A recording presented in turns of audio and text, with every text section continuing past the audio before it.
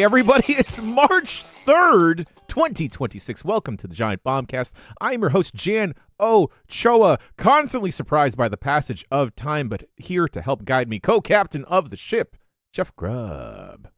I've stopped playing old video games to come talk to you, Jan, about old video games. Thank God we have the master of ceremonies of everything old, everything new, and everything in between, Dan Reichert. I also spent last night playing old video games, and I'm ready to talk about old video games. Well, fantastic. We have the podcast just for that. We welcome all video game discussion, new and old, except the next fella right here, because he's the bird boy of games media, Mike Minotti. I need to stop eating whole burritos 10 minutes before the show starts. No, Yeah, man, Mike- it's your brand. You can't stop that. For those that listen to just the podcast itself and aren't privy to the pre-show and things like that, we were getting into the meat of what's going on with Mikey's mornings. And Mike was getting into the meat as well. He was. So Mike, you seem like a man who has strong thoughts about eating in the morning and timing of things. And what was this morning like? Well, this morning I had to get up to do a Nintendo thingy. When I got up then, I had one of my granola bars so I could take my morning pills and not be miserable for that. And then just kind of doing other things. And then I was like, well, I'm not hungry yet because I have my granola bar, but I'm going to be hungry. And as often is the case on kind of a busy day where I'm like, oh, I'm not going to go somewhere between like the Nintendo thing and this. So at 11 o'clock is exactly when I can order Grubhub hotheads, because you can only order it right when that store opens. You can't like do it before. So at 11 o'clock, I go on my phone, like, I want hotheads today, please. And there's a little bit of a crapshoot. Sometimes it's like 25 minutes it's here. Sometimes it's a bit more.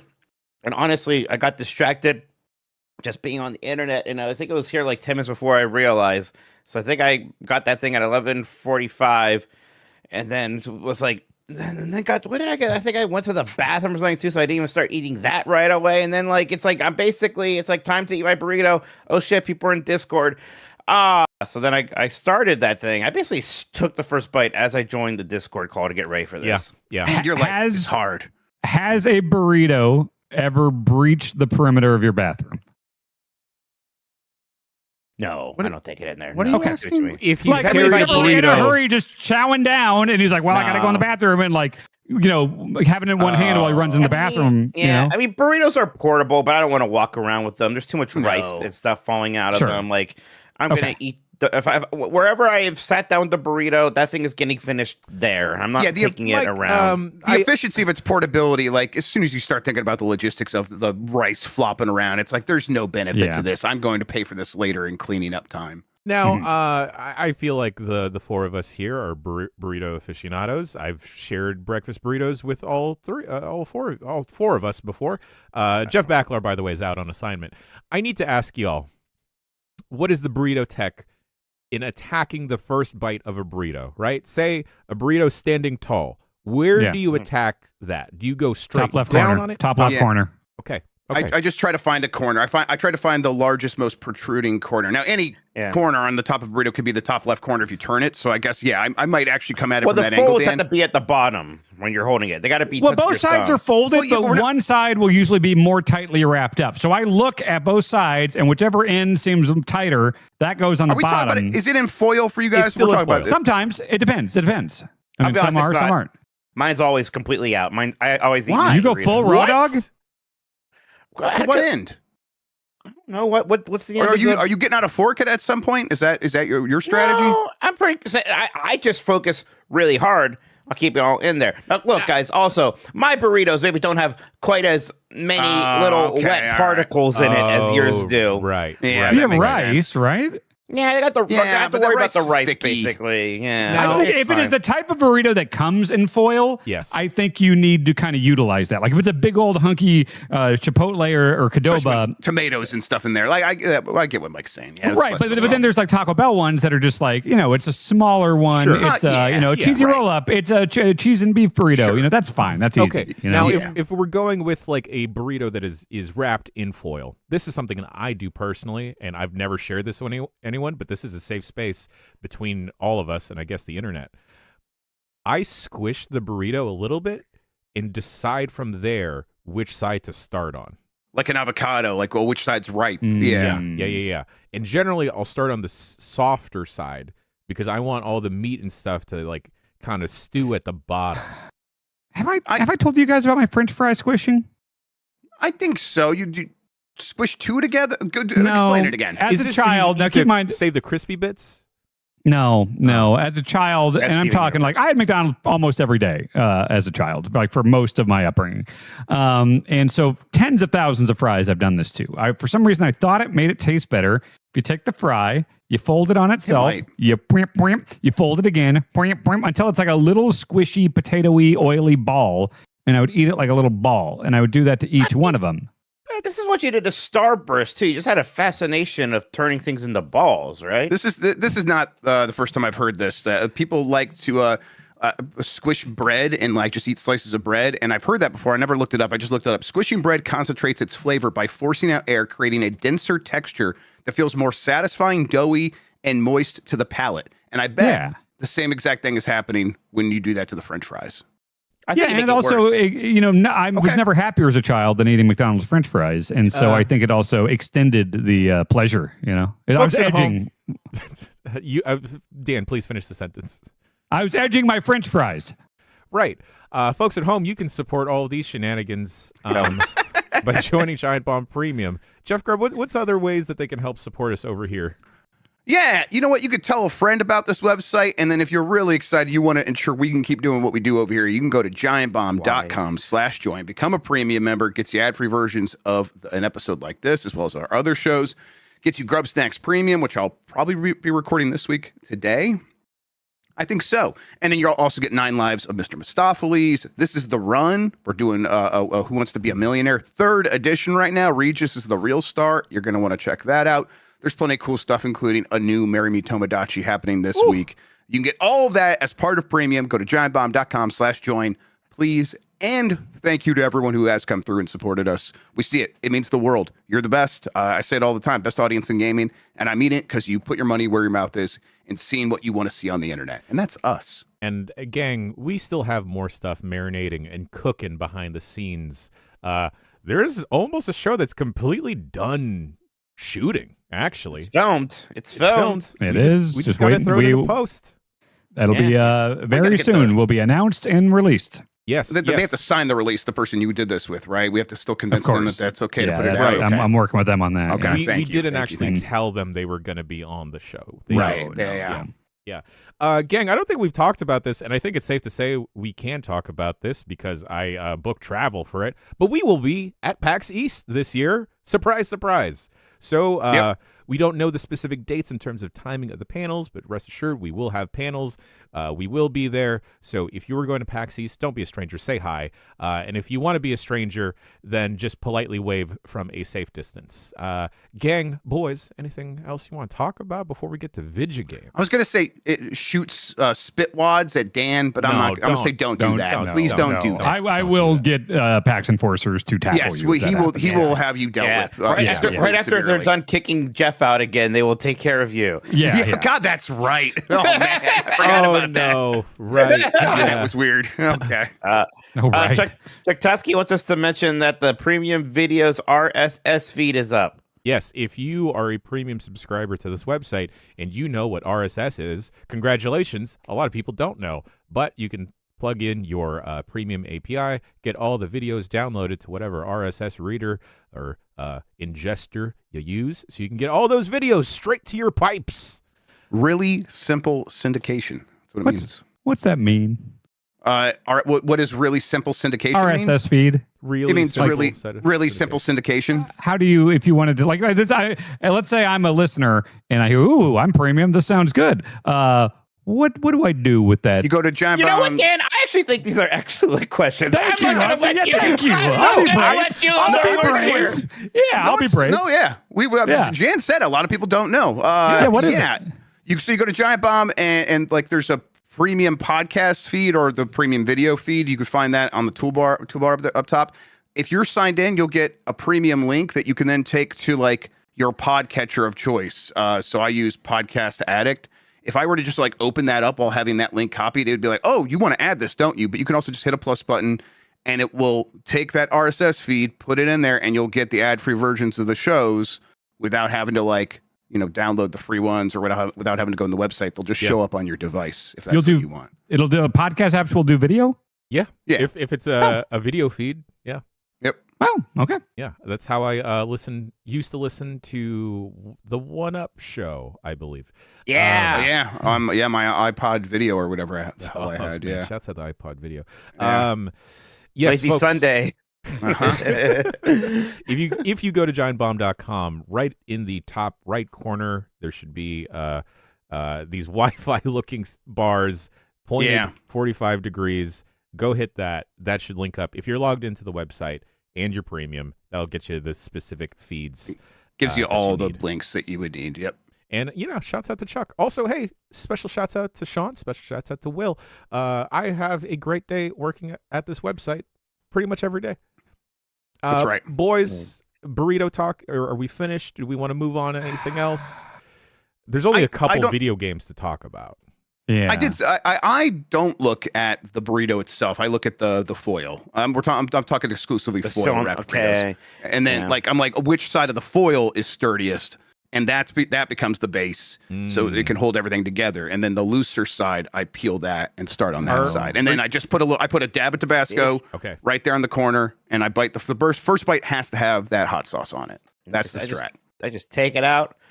But I don't want to be peeling a burrito the whole time. What am I eating? A banana? I get That's it. gross. It sounds nice, but yeah, I have liquid matter to deal with. Yes, tomatoes and green chili.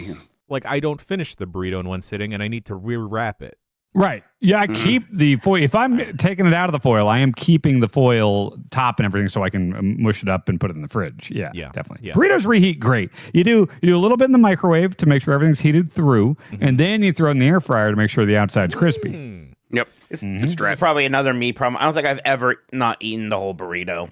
Yeah, I was the same way, and then I got on the Zempi, and now I haven't finished a burrito in the last year. So yeah, different life. Sorry, I just started thinking about. Oh, actually, I think a cold burrito is one of my favorite leftovers. I know we talk about I've never cold done pizza. Yeah. I've never done that because I feel like like with a lasagna, right? You let it sit for a bit, everything just sticks together. Yes. I apply the same mentality to a cold burrito. Oh. It won't work with a fast food burrito just because everything just gets so much harder and stale in there. I think that's the thing is I'm used to Taco Bell ones, and it's just like, that just gets kind of like you need rigid, you need the air fryer for that. Yeah. You guys ever really just rub your foil against like a surface for like 10 minutes and then it's just super smooth? I love that. Oh, that doesn't look good. Do I ever rub it out for 10 minutes? Not that long sometimes, Mike. Mike, you just weren't looking at your own video frame when that was going on. There's a lot going on there. Does this look less like that if I do it over here like this? No. That looks like you're it's so far away. It looks like you're mocking doggy style, and it's worse in every way. It really does. I just want to get my thing smooth. All right, not smooth enough. I normally like the top of sometimes the top of the pot is my favorite before we actually talk about video games. But and this is your most favorite yet. Yeah, I'm doing more of like a sawing motion now. No, that's worse. Cat, you gotta just. That should be smoother. All right, I'll stop. Man, Mikey just like stun locks me sometimes. Oh yeah. Yeah, there's nothing to be done. Yeah. Like each week, I feel like I haven't done a good segue in like a year or something because of I'm sorry, kid. I've thrown you off. just like Mike Minotti has thrown this game in the trash. Mike Minotti, you have been playing Mio, and I understand that you may not be as high on it as other members of this website. Oh boy, I mean, I like it okay.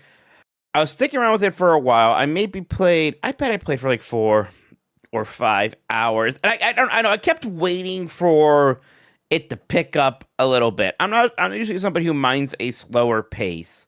But there is something about this where I kept thinking that at this point in the game, I should have like 2 more movement abilities than I do, and maybe 3 more combat things. Because, it's one of those where you start off, and basically all you can do is walk, jump, and you have like this 3 attack combo thing, right? And it's relatively simple.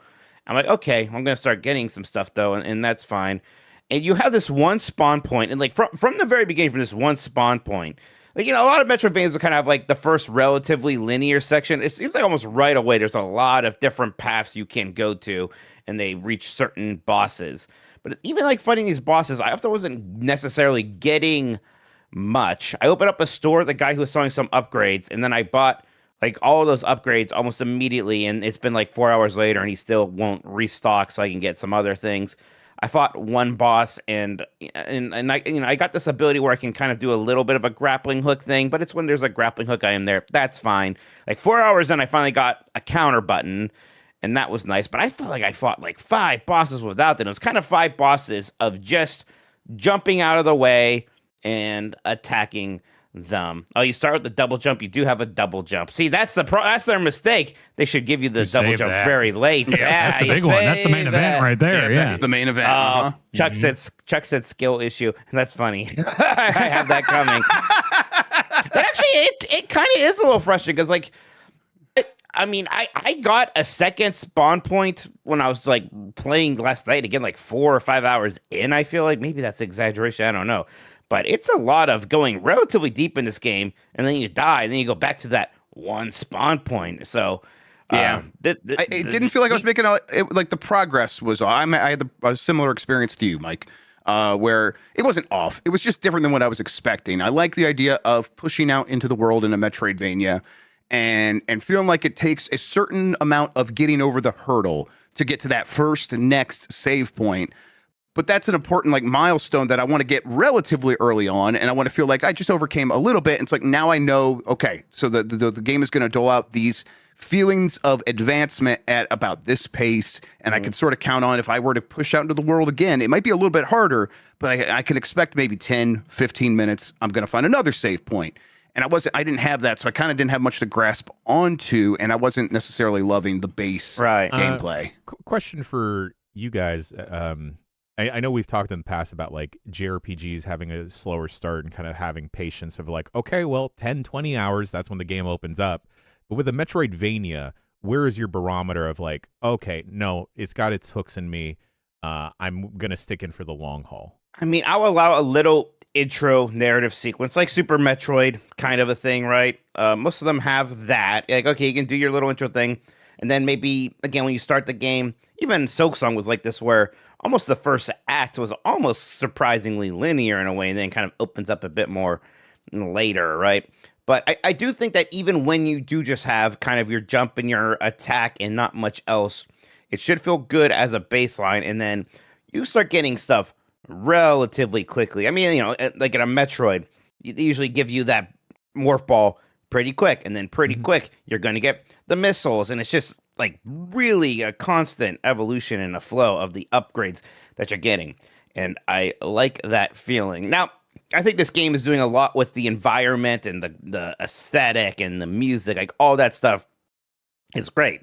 And it looks really good. It's just not quite as, I don't know if zippy is the word. It needs a bit more sauce, I suppose. A little bit more Mio sauce on here, and I think I'd be into it a bit more.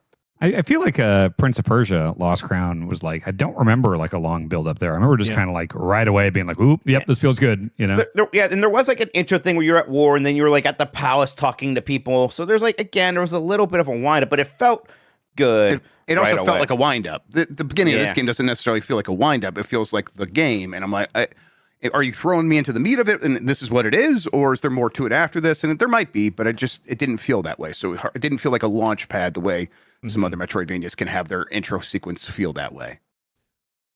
So, I mean, that's where I am. And I don't know. I kind of did put it aside for now, and I actually started up Dragon Quest II HD2D, and then I realized, well, Pokopia is coming out, so I'm probably not going to get super far into that. But you know, it certainly is not some bad game or anything, but it's missing a little something for me. For sure. That is Mio Memories in Orbit.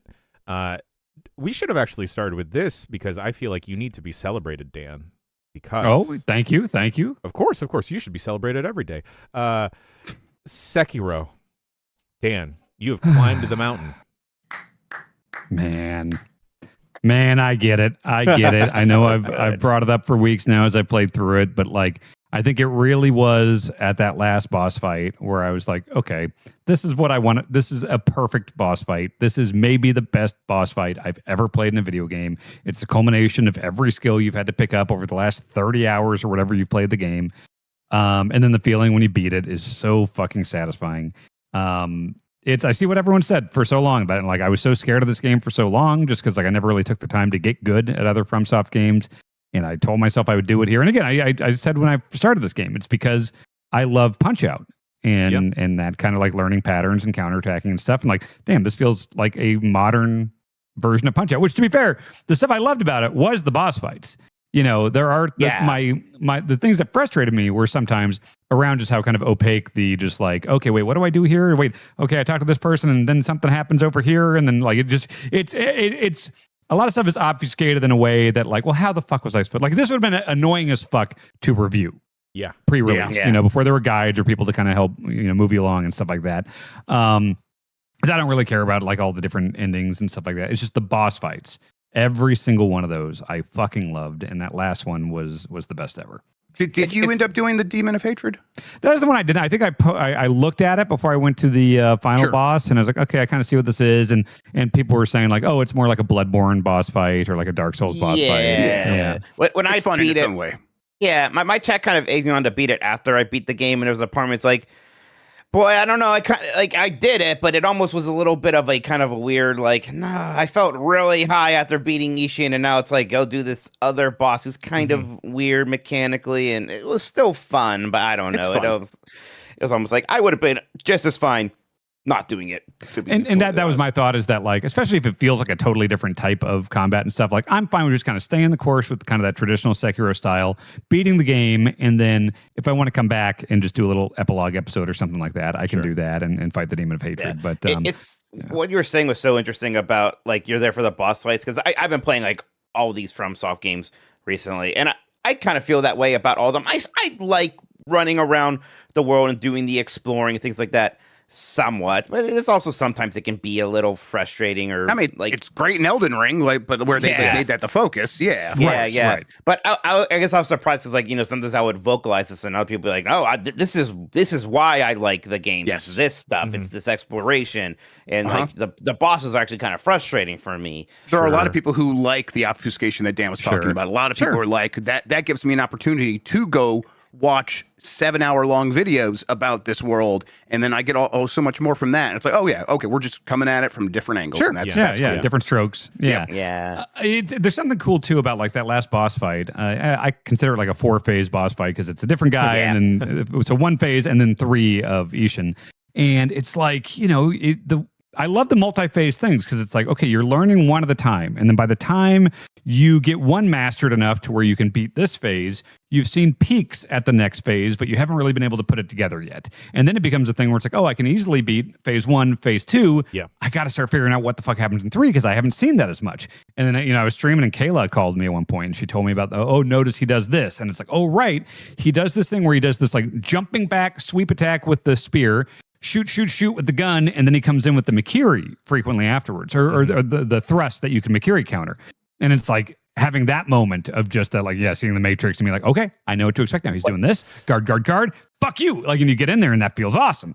So God, it feels so good. It feels like Punch-Out. What I love I remember watching you do the first Genichiro fight when you had the lightning for the first time. I mean, like you struggled for that.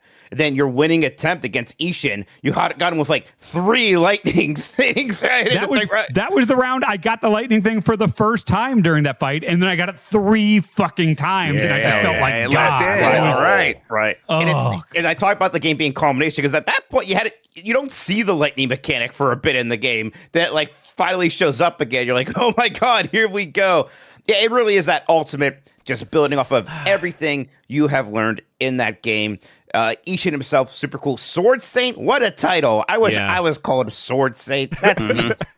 That was, for folks, that was a good 5 minutes of our meeting yesterday. Mike just wanting to be called the Sword Saint. We finally relented. We agree. No, you told me why it'd be a bad idea, because like then I would lose the bad boy of games media thing. Yeah, you talked me out of it. That's the second phase of Mitch, though. Once we defeat the bad boy, that's when the Sword Saint comes out. The Sword Saint. Comes out of your neck. The sword is actually just a burrito. Burrito no foil. I have never played Punch-Out, but Dan, hearing... I mean, I've witnessed, Grub climbing the charts and becoming a pro at Punch-Out, and I loved Sekiro, absolutely loved it.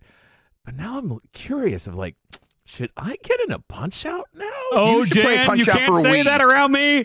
You should actually play Punch-Out for the Wii. I think you would love. I mean, that's great too. That is fantastic too. It's awesome. But I think you start with the first. I just I mean I think I just remember Jan, like, remember when we had him play Yoshi's Island and like the end boss didn't have the same effect on him as it did us, because like the guy was in the background. It was like that was a graphical thing. That was like just because we had not seen something as grand and crazy as that. Punch-Out is not a graphical thing. Punch-Out is pure reflex. Those are pretty big sprites. They look fucking incredible. Pretty cool. Guys, pictures don't impress me. Like, that's not the whole appeal. Like I feel like the Yoshi's Island thing is more graphical than it is gameplay. It's just JPEGs. Jan, Punch-Out is tremendous. Okay. Punch-Out's fun. I would love to watch you play that. Okay. Yeah. I don't. Now the problem is I don't want this to be a gateway where then now I need to go get a Mister and go get all this shit because I can't. I will have a CRT delivered at your house by the end of the day. I have play Punch-Out on NSO, which isn't a great way to do some of the later fights because of the input lag. But like, get a sense if you like doing that first circuit or so, then you'll know if you're a sicko. Okay. Good. Yeah. Good Also, you could play it with basically like 0 lag on an emulator if you use RetroArch, because they have the run ahead thing, which is basically you press the button and it instantly happens. So it's about as good as CRT. Okay. Dan, Sekiro or Elden Ring, which one's better, you think? That's so tough, man. Well, okay, don't say better. Which one do you like more? No, say better. Be a hero. Let's start with what you know. What? Like. Okay, let me think through this here, because Elden Ring is up there with Breath of the Wild in terms of that sense of discovery and unknown around what's around the corner, or what, seeing the map expand and stuff like that. That is a certain feeling that games give me that I fucking love. And Elden Ring and Breath of the Wild both did that the best of the best. Sekiro is just pure reflex and counterattacking and timing, and like there's just the most boiled down video game shit ever, And I don't know if I can say that I prefer one of those feelings over the other. I will say Sekiro did more to my fucking brain, and just I felt like catharsis isn't even the word. I felt tingle. It was just like a drug when there were like 3 or 4 boss fights in that game where I beat him, and I seriously am just like in like bliss at like I'm just like I just feel something happen in my brain that Elden Ring did not quite do, because I didn't. The exploration's a different type of joy. I get it. For follow-up question though, are either of them better than Metroid Prime 4? I didn't score either of the front one, so it's hard to say. You did play them in the Tokyo Dome. So. I did. They're 6 stars, actually. But I muted Metroid Prime 4 on Blue Sky. How do I mute Mike Minotti on fucking podcast? Please don't kick him out. It's going to ruin the layout. Dan, has this like kind of like reawakened a hunger for any like Souls games, or are you kind of like thinking about taking a break after this? I don't see myself immediately jumping into anything, but I do think short list for me would be looking into those ways to play Bloodborne at a nice frame rate that I've heard of. Because I did play that, but again, almost as a bit, I was streaming it back then. I would just I summoned Eric Tay, and Eric Tay just did all the work while I hid in a corner. So it's I never actually fucking learned a Bloodborne boss fight. I just I beat the game, haha, what a stinker. And it's no, I didn't. I want to actually do it now. I beat Lightspeed main game, and I'm in the DLC for that now. That game is fantastic, and it is actually a counter game. Also, if you're hankering for more countering, Lies of P is very much about the countering as well. Yeah, and you can skip past all of the story because that is like a moisturizer game. What does that mean again? Smooth faces. Yeah, I mean, I don't think it's there as much of a moisturizer game as like a Mihoyo-verse thing, but I know what you mean. Speaking about there's all kinds of new words in video games these days. Yes. That one, to be fair, that one I invented. Yes, that's Mike's Mihoyo-verse? No, that's a company. Oh, okay. No, I meant the moisturizers. Oh, okay, gotcha. Yeah, the Mihoyo-verse, they just lovingly ape other video games and then just turn it all into gotchas. Speaking about emulating and lovingly copying games, gang, I have been playing a lot of Pokopia, the newest Pokemon game. Or as they said it on the stream recently, Pokopia. Is one of the ways Nintendo said it. They said it 2 different ways. That was one of them. What? Ew, Yeah. Pokopia. What the hell is that? Pokopia? Yeah, it's nothing. It's wrong. is Clearly what it is. wrong. Yes. I don't have like a written review or anything, gang, but I think this may be one of my favorite Pokemon games. We're gonna go hard on this. We're gonna find a bunch of ways to talk about it, cover it. Mike, you're planning along day 1 stream on Friday evening still. Yes. Oh, technically day 2, but yeah, I'm gonna be playing this game a lot. It's day 1 for you, right? Because you're gonna be starting from the beginning. Absolutely. And then we'll have a multiplayer stream earlier in the day where we some of us who will have spent some more time in the game will actually get together and try that stuff out.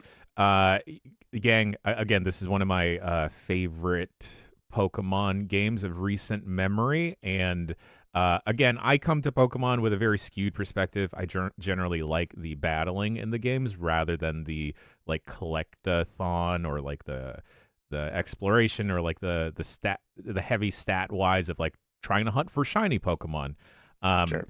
But with Pokopia, I think this fills me with the same type of joy that I had when I first picked up Pokemon Let's Go Pikachu and Eevee, because that was one of the first games where you would just see the Pokemon out in the world. Right, doing their thing, yeah. Doing their thing. And, to be fair, there wasn't a lot of interaction. They would just spawn and, walk around the tall grass, or if flying Pokemon, fly around the sky. But here, once you get the game rolling and you start developing your island, just seeing all, the different Pokemon happy and just interacting with each other, and then from there, okay, cool, I'm gonna go put this Drifloon, the balloon ghost Pokemon that is normally super lonely, with all the other Pokemon so it can have friends and talk to each other. For folks unaware, Pokopia is very, very similar to an Animal Crossing, a Minecraft, a Dragon Quest Builders, where it is which one is it closest to, Jan? Is it closest to Animal Crossing, Stardew Valley, Minecraft, Viva Dragon Quest Builders, Viva Pinata? Actually, Viva Pinata and Dragon Quest Builders is probably the best combination of games. That sounds kind of awesome. It is, because the whole flow of the game is you will get to an area and then you'll have to create a little environment, a little 4x4, 5x5 mini biome or habitat, and within that habitat it attracts a Pokemon of okay, I have this 2x2 chunk of grass, and then you'll see that there's specific types of Pokemon that will spawn and be able to spawn in that 2x2 biome. And then oh shit, there's a Bulbasaur here. Cool, let me go talk to this Bulbasaur. And then from there, it will be welcome into your little world. And then from there, you work on improving Bulbasaur's relationship, not just with you, but with the other Pokemon and the overall environment. So Bulbasaur wants a bed. I'll go craft a bed and then give it to Bulbasaur, and then Bulbasaur will be happy. And are things interdependent, where it's once I have Snorlax, now he can do something that will help me get another Pokemon, or is it all just kind of here's the gathering stuff and then here's the attracting stuff? Kind of, where you will need specific Pokemon to like further advance your building abilities. Okay. Like a certain Pokemon will have an ability that you'll need to go craft and build a building. Like the resource gathering isn't as intense as it would be in like a Minecraft, where it's like, gotta chop down all these trees, gotta get all this wood and then all this iron ingots. There is some light processing of materials, so you'll get a specific type of let's say logs, and then you'll give it to another Pokemon to process the logs and turn it into wood, so you have like those different crafting materials. But like going back to like the interactivity with all the different Pokemon, it's just like this is one of those games where I've been playing for 10 plus hours and I can't stop smiling, not just because of how cute it is, but because it is just so fun and novel to see the different Pokemon interacting with each other. Like one of the early Pokemon you'll come across is a Hitmonchan, the boxing one. Right. And like he'll be like hitting the speed bag and everything, and there will be other Pokemon just standing there watching him like, wow, that's cool. Oh, sick. And it's very novel because it is the whole setup of the game is that what happened? Why is this land so desolate? Why is it a wasteland? Where are all the humans? How come there's no Pokemon here? Because you are playing the game as a Ditto. Right. You're not a person. You're a Ditto pretending to be a person. Yeah, you are a Ditto pretending to be a person. So because you have these like memories of your former trainer and you have these transform abilities, you are learning from these other Pokemon how to do things so you can help improve the world around you. It's I'm not gonna lie, the Ditto aspect of it I don't necessarily like, just because I don't like the implications of like Ditto kind of being this Kirby adjacent omnipotent power. Right. Is Ditto like the Thing? You know? Yeah. Yeah. I do that. What was Yeah. that you cut out? Yeah, you I broke do up, Mike. that. Oh, okay. Because Sorry, like I guess I got too excited for my freaking gate thing. because like Ditto will like learn different abilities from the different Pokemon of like, okay, cool, I guess Ditto's arms are now just vines, and now Ditto it can just suck up everything, all Weird. these materials like Yeah. Kirby can. Jen, what percent of your enjoyment would you say comes from the fact that you have a fondness for Pokemon? I think it's like about 50-50, to be honest, because you know, I don't often play these games. Unfortunately, my biggest introduction and time spent with this, I guess, overall genre of like farming and resource management games, other than DLV. Yes, other than Minecraft, is Disney Dreamlight Valley. We don't need to get into why. Hey. I enjoyed that game. It wasn't because of the Disney characters. It was, yeah. But the carrot on the stick of like, oh, cool. Like, I want to improve this biome. I want to improve this place. Let me go like kind of low-key terraform this part of the island, make it hospitable.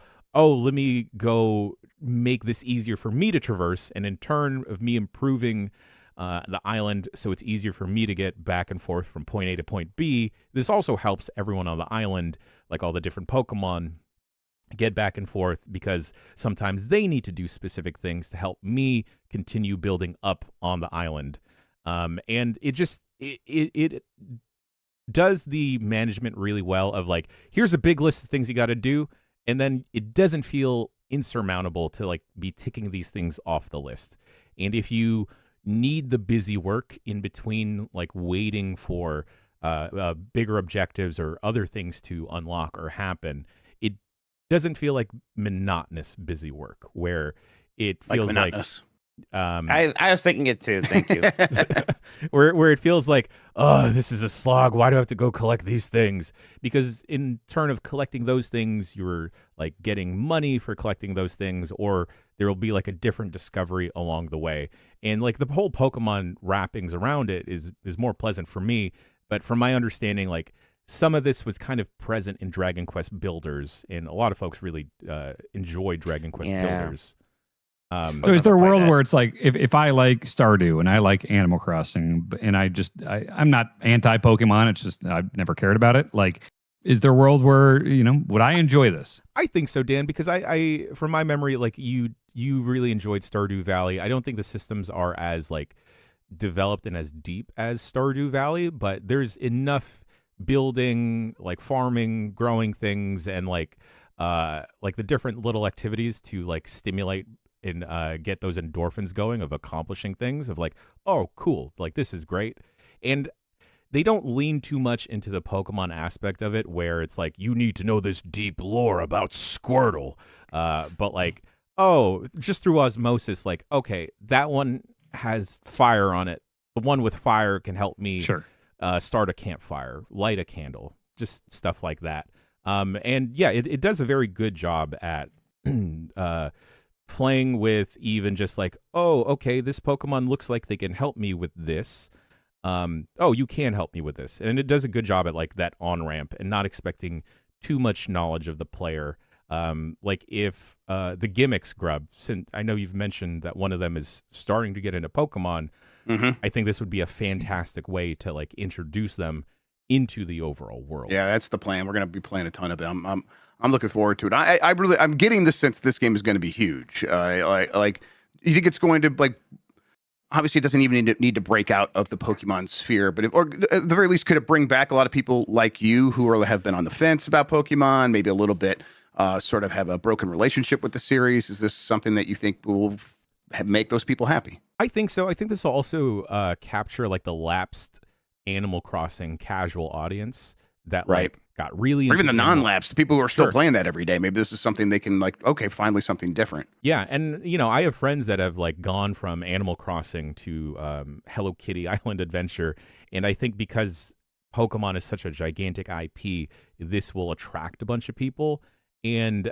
I think it's just like a pleasant enough experience that isn't trying to do too much, and what it is doing, it's doing very well. That it's like not, I don't anticipate this pissing anyone off. And, you know, on Metacritic, not that we should base a bunch of things off of Metacritic, but it's like one of the highest rated Pokemon games, if not the highest rated. It's the highest rated Pokemon game. And then, depending on what you look at, Metacritic, it's the highest rated game of the year so far. And then OpenCritic, it's second just behind Requiem. That's crazy. But like, I fully agree. Like, there's a bunch of reviews out there from other Pokemon fanatics, and I pretty much echo similar sentiments, if not the same. I haven't gotten the chance to check out the multiplayer, and from my understanding, it is, Greb, I've heard you describe this, where it is kind of like that Minecraft style where you are hosting a server or your island for other people to be able to just jump in. Not like the Animal Crossing style where you have to like sync up with your friends, have your island open in that online mode, and there barely being any interaction. From my understanding, you can cooperatively build up and a lot throughout your islands. Yeah, it's kind of like, that's kind of how I want to approach it, where it's like, we'll get one of these spun up, and we'll get whoever can get in on Friday, and then if we have fun, maybe check back in a week later and see like what we've done, and kind of stick with this game for a little bit, because yeah, I'm very curious. I don't know if this makes sense to me. I keep going, this could be this year's Claire Obscure, and I just mean like game that comes out early and just captures people for the rest of the year and blows up even more than was expected. But yeah, we'll see. Yeah, and I think, you know, I on this website across podcast streams have expressed my frustrations with the mainline Pokemon games and how I feel it's just behind on a lot of tech, like the lack of voiceover and everything, or just like graphically, performance-wise, it's like kind of poop in the bed. This is just further proof that I want the Pokemon Company, for as greedy as they are because they be making millions, continue outsourcing and giving the Pokemon IP to other game studios, because I want to see what others will do with it. Like continue experimenting, because it's like this is a successful one, and like you said, Grub, like your predictions, I think this game will blow up, because it's like at a the barrier of entry is not too high, where this could appeal to like the sickos out there that want to do all the type of min-maxing terraforming, or just like the casual type of person that wants to check in and like, oh, cool, sick, that Bellsprout is there, I fuck with that Bellsprout. But yeah, Pokopia, I'm having a fantastic time with it. excited to see Mikey dip into it on Friday and see some of y'all me check too. it out on Friday as well. And boy, what a couple of weeks for your fantasy critic. You had Resident Evil Requiem. Yeah, you had this. You had that Scott Pilgrim game that ended up. It's got like an 83 right now. That's good. So yeah, I counterpicked that, kind of hoping it would like get like maybe low 80s, because I don't think we're gonna have a lot of good choices for our second counter picks. So I'm like, I'm just gonna panic and pick this, and it's like, oh, that was a little bit more painful than I thought it would be. So yeah. Good fantasy. I mean, you're hurt a little bit by Pokemon Winds and Waves being announced for next year, but you could recover from that. Yeah, you can drop that for free now that we know it's coming out next year. Jan, last question about this. What is the sort of bell curve for the representation of Pokemon? Is it like, oh, it's a lot of earlier Pokemon because we know what sells, or is it like an even spread across all 9 generations? Just by virtue of the sheer amount of Pokemon, I don't think it has all 1,000 Pokemon. Yeah. Right? Yeah, that seems unlikely. They're going to start you with like the original 150 and like a lot of those big players just because of like familiarity sake. I'm under the assumption, based off of like some of the trailers that I've seen, that I think they're just going to do the greatest hits in like, hey, this is the popular Pokemon from this generation. This is the popular Pokemon from that generation. We don't need the 12 other birds that we have across this, or like any of the other miscellaneous dogs. Let's just lean on these starters. Here are these popular like meme Pokemon and everything like that. God, it's just such a pleasant time. Also, I just can't get over that the player character being a Ditto, and it's just like dead Funko Pop style eyes just staring at you. Hell yeah. It's just fucked up. And I didn't even think about, Dan, that this is kind of like the thing. Yeah. That's the first thing I thought of, yeah. Where it's just like a thing that can morph and be whatever. Yeah. What do I think? I think I should think of the thing first. I think I would think of pod people, but that's not exactly the same. It's much more like the thing. Yeah, I haven't played for Pokemon too long that I would think of Ditto. Speaking, Mike, you were talking about Fantasy Critic, and we're talking about some inside baseball. I hope there's no insider trading happening with Fantasy Critic, but there is some happening with Jeff Grubb. Yeah, so if I said I was playing a game called Insider Trading, and you guys had to pick a recent popular game that it was going to be most like, what do you think it is? Adventure Capitalist. Uma Musume. No. Papers, Please. No, it's Balatro. This is another one of them. So, okay. I'll try to explain it. I've played a little bit. I think I have a pretty good grasp on it now, although I feel like the systems could get more complicated. You are insider trading, and every day is a day on the stock market. And basically there's a goal, and then there's how much money you have. And the goal is like, the ante or whatever it was called in Balatro. And you can get to that goal by, let's say you have $1,000. You can get to $1,300 by looking at your cards that get dealt to you from your deck that you can add more cards to over time. And if there's like a lot of green cards versus a lot of red cards, and these are like bulls versus bears, the stock price will go up. And what you want to do is, on a day where you have a lot of green cards and you can like look at the cards and rearrange them, and then they happen in order, so you could kind of just set up these combos or whatever. On a day where you could tell the stock price is going to go up, you want to trade. And then there's days where you're going to get a lot more red cards than green cards, or you might get an even split and you have to make a choice. Do I want to go one way or the other, and kind of use these tokens I have to either arrange these things in such a way that it'll be a little bit positive or a little bit negative, or maybe drop some cards. But if it's a red card day, you're going to want to wait, and then you can add more tokens, which gives you more options to do more moves in future turns. And the idea is just kind of going back and forth between these two things so that you can just barely get above the target goal while keeping as many tokens as possible to give you more opportunities to have more maneuvers on future days. And then after each round, you get an option to go to the store, and you can use these tokens. Some of these tokens, the same tokens you use to make maneuvers during the day, so you don't want to spend all of them. You use these tokens to buy new cards, and you have to pick like one green one red one, and then you can get like pills because you're an insider trader, and obviously they're all on drugs. And these pills act like the the bonus cards or whatever in Balatro, where it's like, oh, this is going to have either a permanent effect or it's going to have a one-turn effect.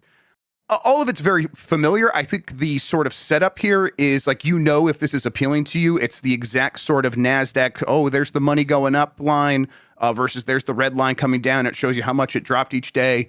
And if that's appealing to you. And if it's like, okay, can you imagine a fun Balatro sort of game on top of that? Well, they did that. They made that. That's what this is. And I can tell it's like, oh, it's just going to keep getting deeper. Even and despite the fact that I haven't gotten to all of those deeper elements yet, still early on, it's like, oh, I get it. This is fun. I want to do one more turn. So it's kind of delivering on its promise right away. Is it as refined, as much of a miracle as Balatro and some of its better clones have felt like? Not necessarily, but it's right there, and it's using all of those elements to good effect at the very least. Now, let me ask, because like I was obsessed with Balatro and everything you're saying, like I am, like when I look at like my stocks and stuff, green line up, red line down, like I obsess over that stuff. So like this gamifying that sounds fun. Would you say there is more going on than to like on paper? I also thought I was going to like the, what was the fucking game? It had the slot machine one? Yeah, I always forget the fucking name of it. Clamber Room. Oh, Chamber gosh. Time. There was another Tchotchke one. House. Buckshot Roulette. No, it was similar to that. It was the Clover Pit. Clover Pit. Yes, Clover Pit. I thought that was going to be great. I loved everything about the look of it, and it's a very Balatro, but slot machines. But I feel like when it came down to it, there was just not enough. It was too chancy versus like I felt like I had more I could do in Balatro. Like, where does this fall on that? So I think as the cards get laid out in front of you, it does feel like, okay, that sort of defined what kind of day it was going to be. The reason I think that this could still work for you, because it's working for me, is like, well, okay, once you know what kind of day it's going to be, it's not like, well, that's chance, it's all decided. Now it comes down to maximizing your return during that turn. So like on a red day, when you can tell, okay, I have a lot of red cards, there's a few green cards here, sure, so it's going to go up a little bit.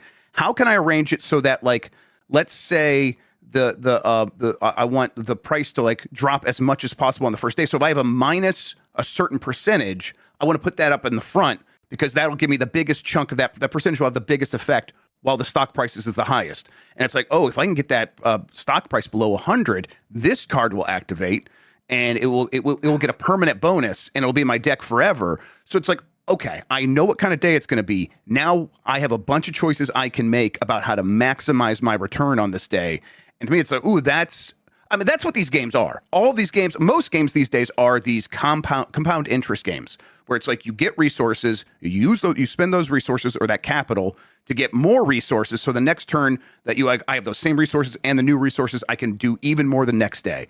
And this is like definitely playing on that feeling, and already sort of got me on board with it in its first turn. So I'm like, okay, I think it might work. Man, I like stakes, and so I wish you could like tie something like this to like your bank account and like just kind of like if you're good at games and stuff, like see it work. If only stocks were real. Yeah. Well, I do that too, but like I want it to be more gamified. I just kind of like put money in. We'll see if it goes up or down. I bet there are platforms like that where it's like faux gambling, but faux I don't want to gamble. That's foolish. Yeah, of course. I want to game. I want to game with my money. Sure. Yeah, you can put like $100 in there and pretend like it's $100,000 or something like that. I bet there's stuff like that. But yeah, this is working for me. It works on Steam Deck, although you have to use the touchpad to navigate with a mouse. But sure.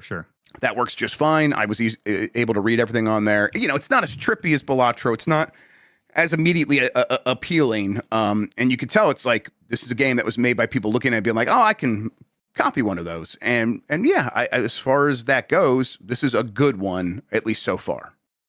Nice. Well, speaking about the horrors of investment banking and insider trading, we move on to actual horrors. But before we get to Resident Evil Requiem, I see someone put on the list here, Resident Evil 1.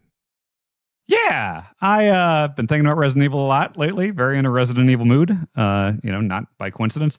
And I realized I owned Resident Evil 1 back in the day, and I was fascinated by it. I would have been like 12 years old, and like I've said it before, but like I never beat the game because I just couldn't get past the idea of like, well, there's bad guys, I got to kill them, and like I didn't think about I can go around things and resource management and like the adventure game elements and stuff. Like I thought it was so fucking cool, like kind of the movie like nature of it, and I even like the tank controls. I like just the cinematic quality, like all the different angles and all that. Like I like both versions of RE. I like tank control and I like over the shoulder RE4 style, but I just I never beat 1, 2, or 3, the original games. And And so I was like, maybe now it's like, like that clicks with me more now. I understand more kind of what I would need to do. So I played it on the AYN Thor. And I started it that way, and I was playing it, and it was good. And like, you can do little hotkeys to speed up the door opening animations and stuff like that. And then I started getting funky with it, where it's like, I wonder, I've never actually docked my Thor and like, play it on a big screen. So I hooked my Thor up to the 100-inch. And then it's like, ooh, wow, RE1 on a big 100-inch, and I got a Bluetooth DualSense I'm playing with and stuff. And I was like, wait, I want this to be more authentic. And so then I hook it up through the RetroTink 4K onto the 100-inch through a Thor, and I'm like, oh yeah. And I remember I was like taking pictures of it, and like Tim Turry, a good friend of mine, like the biggest Resident Evil sicko I know, I'm sending him pictures of it and stuff. I'm like, look at this. Oh, I got the proper scan lines and everything. This is great. And he's like, Dan, you have multiple CRTs and PlayStations, and I know you have the game, and like, yeah, you but have that's not as fun. Well, but the thing is, so he said that, and it's like, oh, whatever, Tim. And I'm going to go back to playing on my 100-inch. And then I borked the save stuff somehow, where it's like I was doing a combination of in-game ink ribbons and quick saves. And I don't know exactly what I did, but like I got to a point where I like loaded it up for the night. And I'm like, wait, why do I still have this in my inventory? I use this thing, like this key in the courtyard or something like that. And I was like, wait, what the fuck? And I'm like trying to load from the ink ribbon. I'm trying to load all my save states. And it's like everything's fucked somehow. It's like, oh, motherfucker. And like, I didn't want to keep going, but I was in the mood for it and I was really enjoying it. So I just started playing on my CRT on my original. It's through the Mister, but I'm playing with the actual PlayStation 1 controller on a CRT. And it's like, I'm sitting in a fucking beanbag in my game room with the lights off, playing with a PlayStation controller. And it's like, all right, I do like this better. Sounds great. That game is still fun, actually. Resident Evil 1 is still a really good time. Are you doing Jill or Chris? Always Jill. I've never I think I picked Chris the first time, and I was like, I can't hold anything, and I picked Jill, and I was like, these two more spaces change everything. So like, I cannot imagine playing that game as Chris. I can't. I am the same way. Like someday I want to, just I guess for the challenge of it, but Jill has Barry, and we all love Barry. Yeah. Oh, we love Barry. Love Barry. Yeah, like I could tell you, like I like going through the dialogue and stuff. I just know, like, hope this is not Chris's blood and all this stuff. I've heard a million times. I don't even know what the fuck they talk about if you're Chris. They don't. I don't even know what happens there. Rebecca Chambers is there from Resident Evil 0, I guess. That's wild. Yeah, that's the thing. They in the opening, like the real FMV montage thing where they show the actress and stuff. It's like, I don't know who that person is, because I didn't really play 0. And it's like, who the fuck is Rebecca Chambers? There's just a whole side story I don't know at all of that game. But I am enjoying it. I'm back up to. I just beat the snake. I was past it. I was like going through the courtyard and all that stuff on the Thor. So I'm kind of catching back up to that and everything. Like I need to get the chemicals for the plant and all that shit. Oh yeah, we know. Kayla told us all about all this stuff. We know exactly what's going on here. Yeah. Check out that YouTube short. Yep. Yeah, she really went deep on all that. She went deep on every aspect of it. I think the part that didn't make it into the cut that I loved was when she was trying to describe Resident Evil 2, and she's like, "Yeah, you can be Leon, and then there's like other Jill." Name 100 women, Kayla. Maybe we should put out the full uncut on premium.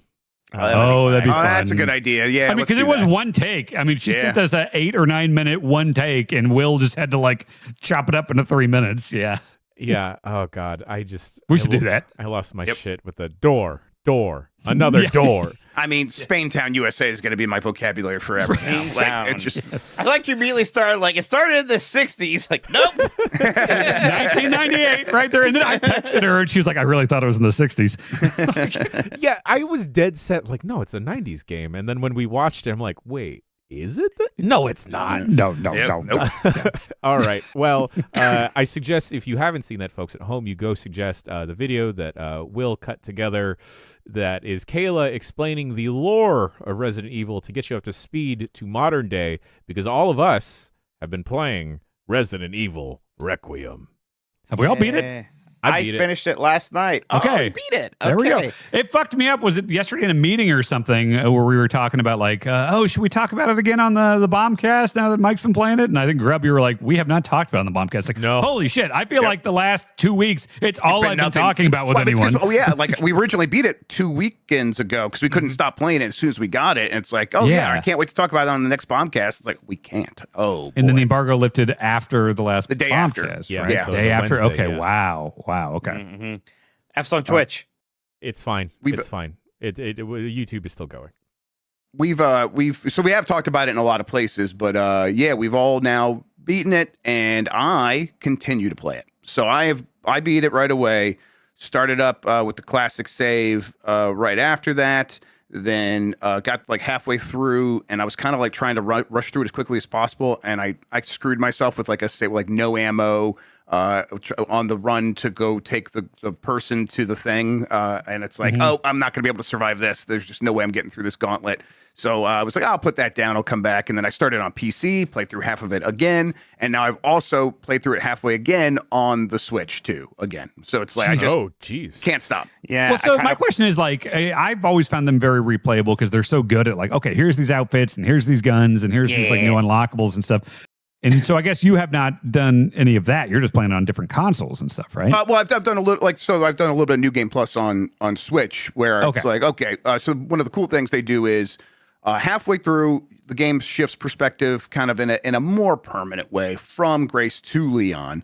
And Leon's the much more action-focused gameplay, and he gets the bracelet where every time you kill a zombie, you get money. And then you can use that money to upgrade your weapons. Fantastic. What a good idea. That's such a fun thing. Also, could not be a more telling thing that the tone is going to shift when you're just like, oh God. Like one bullet cut is like so to like, hey, here's a bracelet for you get points for kills. And it's like, and it's like every choice they make with Leon versus Grace is screaming, this is a very different game. You should play it very differently, but that's like seals the deal. You get that bracelet minute 1 in the New Game Plus. So you as Grace? No, as Leon. So anytime you're as Leon now, and they put those little the chests around that sell you the stuff.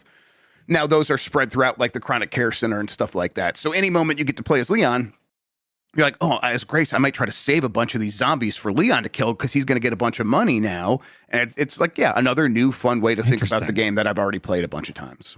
They're so good at that. I remember like beating the 7 and immediately like I think there was like a choice in 7 you could make that was like this or that. And so I was like, well, I got to see the other way. But they're just so immediately replayable. And it's one of those things where it's like after you've played it. Hell, I'm seeing that now in RE1 because now I have to go back through the mansion after beating it on the Thor. And it's like, okay, well, now you can just really kind of speed through it and stuff. And it's super satisfying. It's great. Yeah. And there are like moments where like, you know, I was like, okay, I'm going to clean this place up as Leon, and then Grace is going to be able to go back in and get all this stuff. But it's like, well, I don't have to do that. And I could really speed things up maybe, and I could probably still get by fine. You played in a crazy way. Yeah. Because you like got like so like it's not out of order. It was actually super cool to see. It's like, you got the first, basically there's these 3 things you got to get in the Chronic Care Center. The one that everyone gets first, you got last, and you still had to clean up after you played as Leon. So you got to go around as Leon and basically just like clear this place out for her. So now she has a much more like easy time to like look around and stuff. Yeah, the pencil. The pencil puzzle. I did not put the pencil puzzle together. He picked up the piece of paper where you're supposed to kind of scrape that. It's obvious. You did the Big Lebowski. He saw the beginning of the letter M, and he goes, Mike Minotti. They put it down and never thought about it again. And he had played for hours and hours with a pencil back in his chest. It was great. Amazing. And to the point where it's like, there's a second room where they just show you the answer to that puzzle. I'm like, oh, you just looked at that, and now you got the answer there. But of course, then it was hours before he got back, so he had forgotten about that as well. Yeah. Just too busy. Wow. Running around. Boy, very, very, very good video game. Yeah. It's so freaking fun.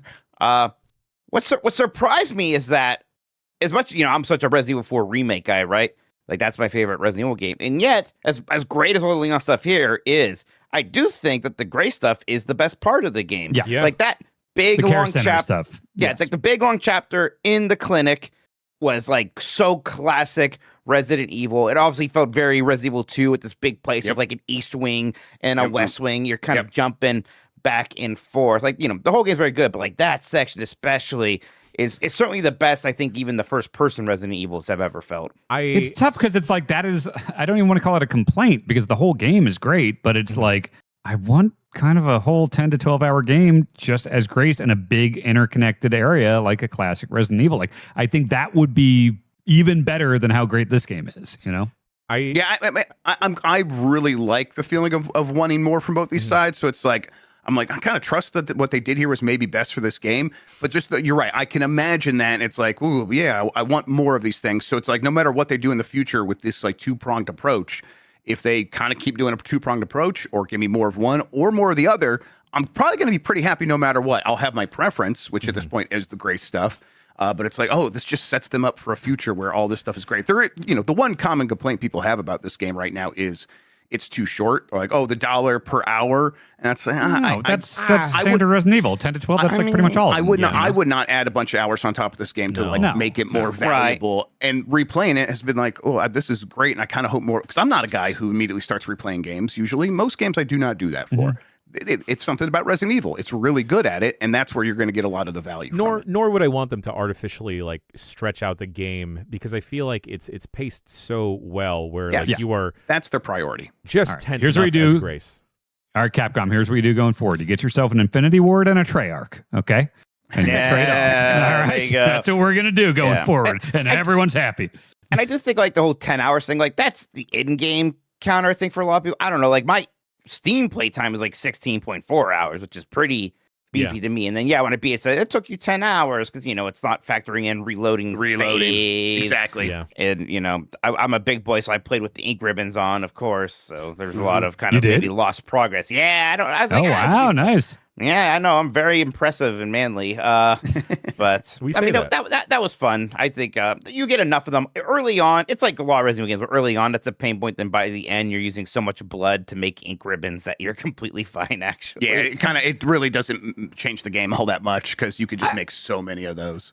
I am surprised that people are upset about the length because, like, it really would. Like, when I saw the length, I was like, yeah, that tracks with every one of these. I don't think it's for many people who have played the game. I think it's from people who are like, should I get this game? I hear it's only 10 hours. That's a lot of money. Well, you know which one was fucking long? 6 was. So go play 6 if you want a long one. Yeah, it doesn't cost us much right now. I hear people, but it's like, it's just that it was not a complaint I had and do not have as I continue to play it. This felt like watching going back and forth and watching like two movies from differing genres that I absolutely adore and love because I would shouts out to the characterization of Grace because I feel like she finally echoed a lot of sentiments of how I feel playing these games. I was like, oh shit, fuck. She was actually properly terrified, which is like something you don't often get with these characters. Like, Ethan was just such a I mean, we know what he eventually is and is in the series of like, you're not a real person in the way that you're reacting to any of this, Ethan. But Grace is like, okay, cool, you're properly scared. And then when I was feeling like the game was getting too much for me and I was just like kind of being too tense, masterfully it switches to Leon, and Leon just being a fucking himbo and just having a line for every single thing. There is the thing that killed me was I won't say specifically the circumstances, but basically there's a scene where like he comes across a horror scene. Like just death, like some of the goriest just bodies and stuff you can imagine.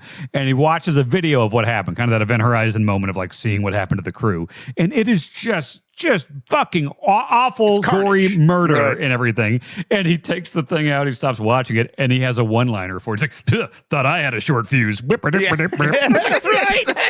It's like holy shit, Leon. He's got like 40 of them in the game. It's nonstop. Yeah. It's great. When Mike the doctor one, doctor with the chainsaw, like, I want a second opinion. We need a second opinion. Like, Mike, you were so upset during that launch stream when Leon didn't do anything to save that nurse. Oh yeah, there's that one nurse that you meet when you walk into the clinic. One push opens the door, just a Simon chainsaw, and I feel like for 10 seconds she's like, "Whoa!" and the Simon chainsaw, and then I was like, "Whoa, what do I do about like the Austin Powers, like very slow car running over the guy scene."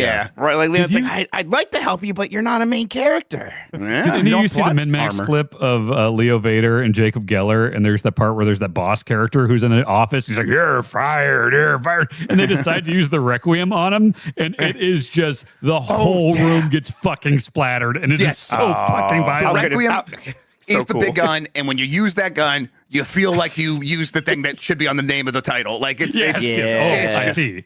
It affects you. It's crazy. It's so cool because like usually in these games you'll get like this like a super pistol. I forget what you would call it. And the like hand cannon. It's like you collect this many collectibles to get it. You're like buy it for a ton of money. This game's like you get that from the start. It's just gonna be hard to get ammo for it, but have fun. Yep. And then like if you kind of do get the the craftable stuff for it, you can craft about 8 or 9 of those bullets in that first section as Grace, and that comes in handy when you are trying to like, I need to clear a path to go to this place or whatever. It's pretty good, right? Especially kind of like for the climax of that section of the game too. But it's fun because like crawling around with Grace, like you can get past the zombies, and a lot of times they kind of do what Resident Evil 1 does, where, well, killing a zombie might have a consequence. You might not want to do that unless you can do it in a sort of very specific way. So a lot of times I am just shooting them in the leg and pushing them down and running past them, right? Yeah. Then there's like a few of the big chaser ones.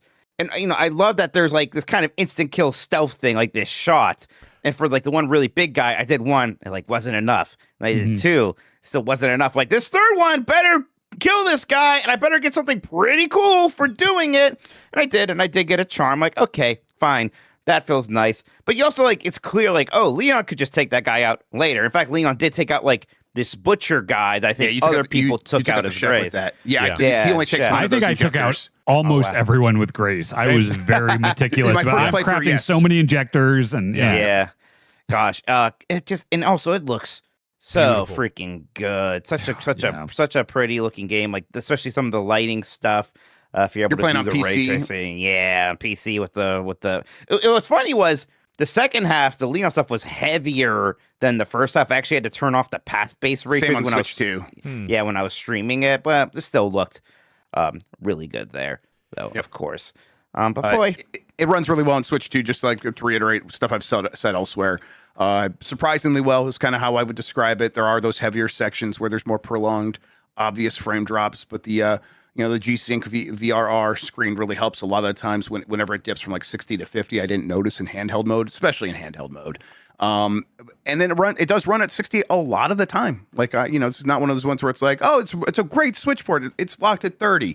It's like, no, it's going at 60 most of the time, and there's going to just be an occasional moment here or there, or the occasional section where it's going to be noticeable, and you get over it.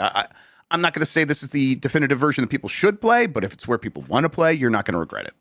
Yeah, Dan, I think you said it may have been in the review video. And folks, if you're still curious and on the fence about Resident Evil Requiem, go read Dan's review. Great review. Go listen to the review pod with Backlard, Jerf, and Dan. I can listen to that now. I was Oh, yeah, avoiding you it can. for spoilers. But I think like the comparison you made was like, we kind of need these like Will Smith Hollywood blockbuster style movies. And I feel like we don't have, at least in recent years, have like this pillar of video games, because we've just been mired with like a lot of live service games and like the big sweeping AAA games from Sony. the Prestige, so the God of War Ragnaroks and The Last of Us and all that. Like, it's like, sure, there's a space if you want your Prestige TV versions of video games, but like, I kind of want dumber AAA, and this is dumber AAA, and like, parentheses positive, big time. Like, again, just the big ass dumb Wild Wild West like, Independence Day shit, Like, this is like Top Gun Maverick, right? Yeah. Give me more of that in games. Yes. Yeah, where it's like, you know what to expect beat by beat, but you were still on the edge of your seat, having a fantastic time all It's a roller coaster, Exactly, yeah. Any other thoughts before we head to break, gang? Just like, I don't want to do spoilers, but like going towards the end, I kind of had like two complaints, I would say, with the story, and then both of them actually were sort of resolved for me. I was like, oh, that's nice too. So I just, at the end, I walked away very satisfied, very happy. And I kind of just do want to just jump back in and play again. Did you guys, there's multiple endings. Did you guys do both? I did. I've never seen a more clear, stark thing that like, oh, that was the bad one. That was the right ending I chose there. The second time. Yeah. First time that is how the game ends. yeah. I didn't read any of the material, so it's just like, I don't know. This one person said to do this. I'll do that, I guess. Oh, well. Did any of you guys about lose your mind at one point when you're going through the police station when you could have sworn you saw something and saw it? Okay. I was like, I spent a while looking around being like, I swear to I hit record on my PlayStation. I was like, what the fuck did I hear will say there? That particular Easter egg is something I would have expected to, like, if you play the game for the fourth time, this happens. And no, it was just this thing happening, and it was relatively easy to eventually see. I'm like, what the hell? I loved that. Yeah. It's interesting just how Resident Evil 2, like this game's a Resident Evil 2 sequel, really, in so many ways. Like, it has Leon, but Resident Evil 4, not really mentioned plot-wise. And after doing like 7 and 8, it was kind of its own almost separate thing with the mold and a lot of different characters. It is neat to have things once again kind of be like Umbrella and the T-Virus, Raccoon City. It was kind of cool to have be very Resident Evil. It is funny with the Umbrella stuff because it's like I was going back through some like lore stuff and it's like, oh right, there was like good Umbrella at one point, like blue Umbrella that like they should have just gotten rid of that the whole thing. That was a bad company. Maybe just throw that branding in the trash there. But like Chris Redfield works for Umbrella, but the good one never made any sense. We work with good Blackwater. Yeah, right. They just rename it. Yeah. No, see, Washington's blue. It's a whole different thing. Maybe we just get rid of it. Yeah. Just anything else. How about that? I think it was because Capcom was like a lot of good branding and like merchandising opportunities with Umbrella. How do we keep that going? Not gonna lie though, after beating RE9, I have a hankering for more Resident Evil, and I think it can only be satiated with 6. Because I've never played 6. I never played 6 either. That is the one when I was playing like the co-op stuff with Kayla, and we loved. Even like for all of its faults, 5 is still a fun co-op. It's a fun video. I like 5. Yeah. We went on to 6, and it's like there are those 4 different campaigns, and we did one of them. I think we might have done the Leon one, and it's like this fucking sucks. Are they all available from the start, or do you have to beat one to access another one? I think you can access 3 of them, and then there's like a 4th one that's shorter or something. But it's just like an everybody in the pool. Here's every character you've ever heard of, and here's like Wesker's kid, and it's like okay, great, right? But like, there may be enough of us to tackle each campaign individually. Oh God, if we get Kayla involved too. Yeah, get Kayla in there. Should be other Jill. My thing is that My thing is I just kind of want to play all the main lines I haven't now, which is, at this point, Original 2, Original 3, Code Veronica, 0, and 6. I don't know if people count That's Mike, those are the exact same ones I haven't, Oh, yeah. So, like... 1, 2, 3, 0, Code Veronica. Code Veronica I got right to the end, but I got fucked over on my save files. But I played a lot of Code Veronica at my friend's house. Yeah. Right. But no, it's like, I hate doing this, but I am like, when's the next one? Because I'm sure you like this Resident Evil. Sure. So that's, I didn't include it in the news. We could talk about it here. Code Veronica, it seems to be like that will be the next remake. So that's cool. Then that'll happen probably pretty soon. Okay. But then apparently later this year, Capcom leadership is going to do their Resident Evil retreat, something they last did in 2023, where they get together and they decide the next several years what Resident Evil is going to look like. So this game is going to be so successful that it will probably color a lot of those conversations and be like, what did we do right here and how do we do more of it? Yeah, and I'm glad what they didn't do with 9, which is I think the thing a lot of us thought they were going to do was make a big open world game. It's so unnecessary. You could tell. You could maybe look at some of the Leon parts later in the game and be like, maybe they were trying to do something here and they pulled it way back. Yeah, whatever they ended up doing, way better than what they could have. Right, like maybe there's a world where like there was a version of this game that was like an open world Raccoon City thing. And again, like there's a part of that here, and there's a part that's more open, and it is very good. But the best part of the game is still when it's just so Resident Evil. You're in one big building, and you're clawing, scrunch your way to get this door open and get past this zombie and figure out this puzzle. And it's basically what the series was when it came out in 1996. And that is still super fun, and there's still room for that. And I hope that they kind of continue around that core. Yeah, doing like the more action-y stuff too, also super fun, whether to splice it in there or do a game like that also works. But they're in a really good place with Resident Evil right now. They've really figured that out, and I don't need some huge shakeup to it again anytime soon. You know what's interesting? I saw Jesse Vitelli had a thing on Instagram, and I like this theory he's got where it's like they've got this kind of cycle of 3 games where it's like 1, 2, 3 are all kind of classic survival horror, and then by 3 it's kind of diminishing returns. It's not bad, but it's like, okay, reinventing this, and like 4 totally reinvents it. 5 takes it further with co-op and stuff. 6 gone a bit too far, scrap it, got to do another trilogy here. Go totally reinvent the wheel again with 7. 8 does a whole wacky thing with like a weird fairy tale thing and everything. 9 is like, I think this is probably if we're talking 3, 6, and 9, 9 is definitely the best of the Yes, it's the best multiple of 3 entering the series yet. But it is one that like goes really hard and goes really far in all of these themes and gameplay and stuff. And like he posits that like, if they kind of keep up with this, maybe the next one will be a whole nother, reimagining of what this could be, which that's what those conversations will certainly be about. I expect they come away from 9 being like, not yet. Let's keep going in this direction. Yeah, right? and that's the thing. 3 and 6 people were kind of tired of it. 9 people fucking love this. Everyone's on board now. Yeah, I feel like there's a lot of weight because the next one would be 10. Yeah. And REX. it's like you gotta it's either you gotta get off on all bells and whistles, or do you take this as another soft reboot but of like everything? the time they went we gotta do all the bells and whistles when we got a Resident Evil 6. Yeah. So Yep. maybe you almost kind of fight that urge a little bit. I mean, that's what felt like what did happen here is they threw everything in there and then they got rid of every single bell and whistle that fucking sucked. You could tell that they just took an editor's scalpel to this game, and anything that did not contribute to the feelings they wanted you to have. So it's like, okay, here's a long description or a long cutscene. It's like, well, cut that down to like a couple of paragraphs. Cut that down to just a quick hit where they're going to have a quick conversation and move on quickly.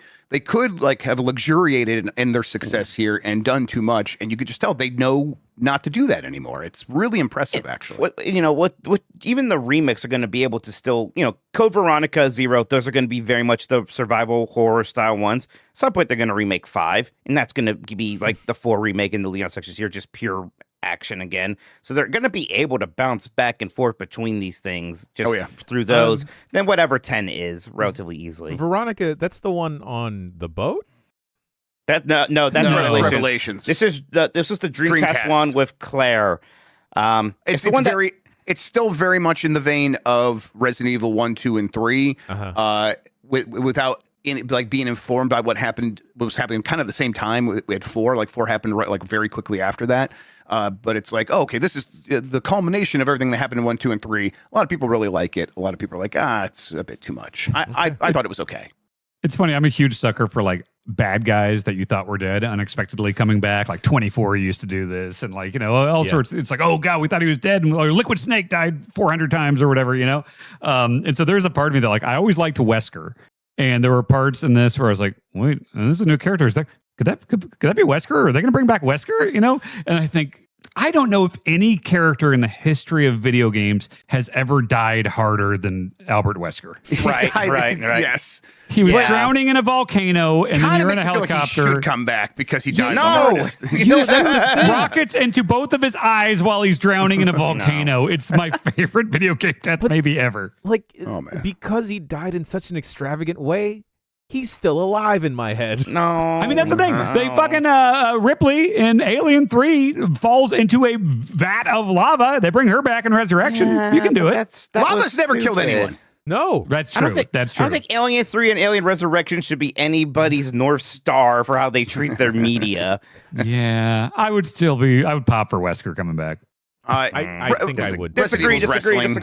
Is wrestling, so it should be dumb. This game was at its best when it was at its dumbest. Well, at least for the Leon stuff. Maybe we could do a full-on spoiler cast someday, because I have some more thoughts about some of that stuff. Sure.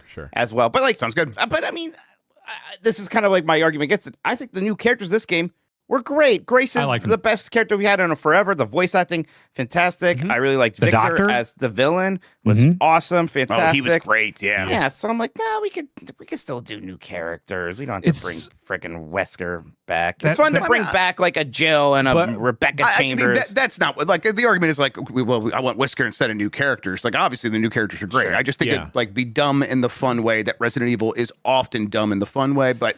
I get everyone has a different sort of gauge. What if Wesker has a sequel hat? You know? Yeah, Jill too.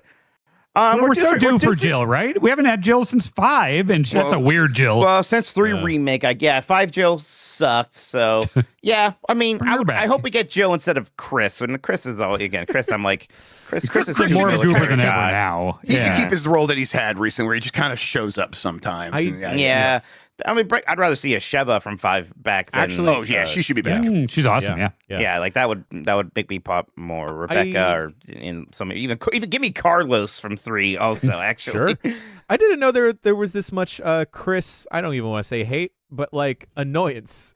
He's just a lot of people like him. He's just like Bravo team, go in. He's that guy. And I'm like, Sure. Whenever you see him, your first thought is, man, I wish this was Leon. That's just what it is. Yeah. Mm-hmm. Leon is there were multiple games where I'm just like, I love you, Leon. I just like that character. Yeah, there'd be multiple times where Leon, my hero. Boy. The moment you realize how hard the tonal shifts are going to be is when it first goes to Leon, and it's like, you've been super scared as Grace going through the thing and everything, and the doctor is the doctor carrying Grace out, just like out of the hotel on the street, like crowded, like Chicago ass street, just on the sidewalk, and everyone walking up, be like, whoa, that's a 9-foot tall guy carrying a passed out woman. This is bad. And he's just shooting them all with tranquilizer darts in the middle of the road. Like, okay, hell yeah. Leon pulls up in his Porsche. Like, I'm in for this. Check on Hamilton. God, I want to just play it again right now. It's great. And you can. God. Yeah. So freaking good. Folks at home, I think it's safe to say we really enjoy Resident Evil Requiem. We will be back with the news right after this quick break. More Barry. Give me more Barry. Oh, Barry's great.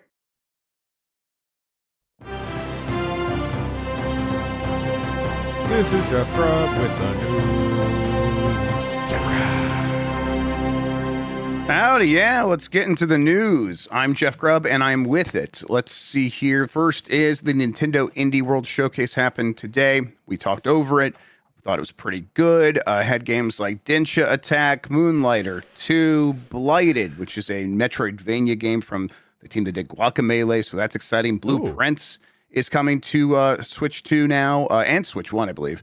It dropped today. It's available immediately. Other games that were notable, Heave-Ho 2, Woodo, Mini Shoot Adventures also dropped onto Switch today. Huge. Rotwood, which is a Switch 2 console exclusive multiplayer Monster Slayer game.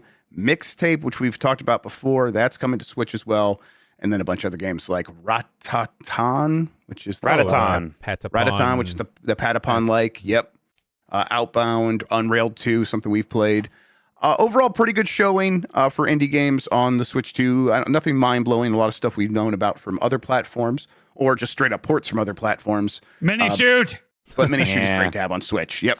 Yeah, and Blueprints. Gotta love Blueprints. Yeah, just the idea of more people playing Mini Shoot Adventures and Blueprints makes me happy. Same. I wouldn't mind replaying both of those games, honestly. It'd be a good time. It's pretty huge for a game like Densha Attack to get this platform. On it opened too. up the show too. Yes, that's a good point. It must have super cool. Y'all got to check curried out some the favor. demo. It's just so bonkers. Parentheses positive.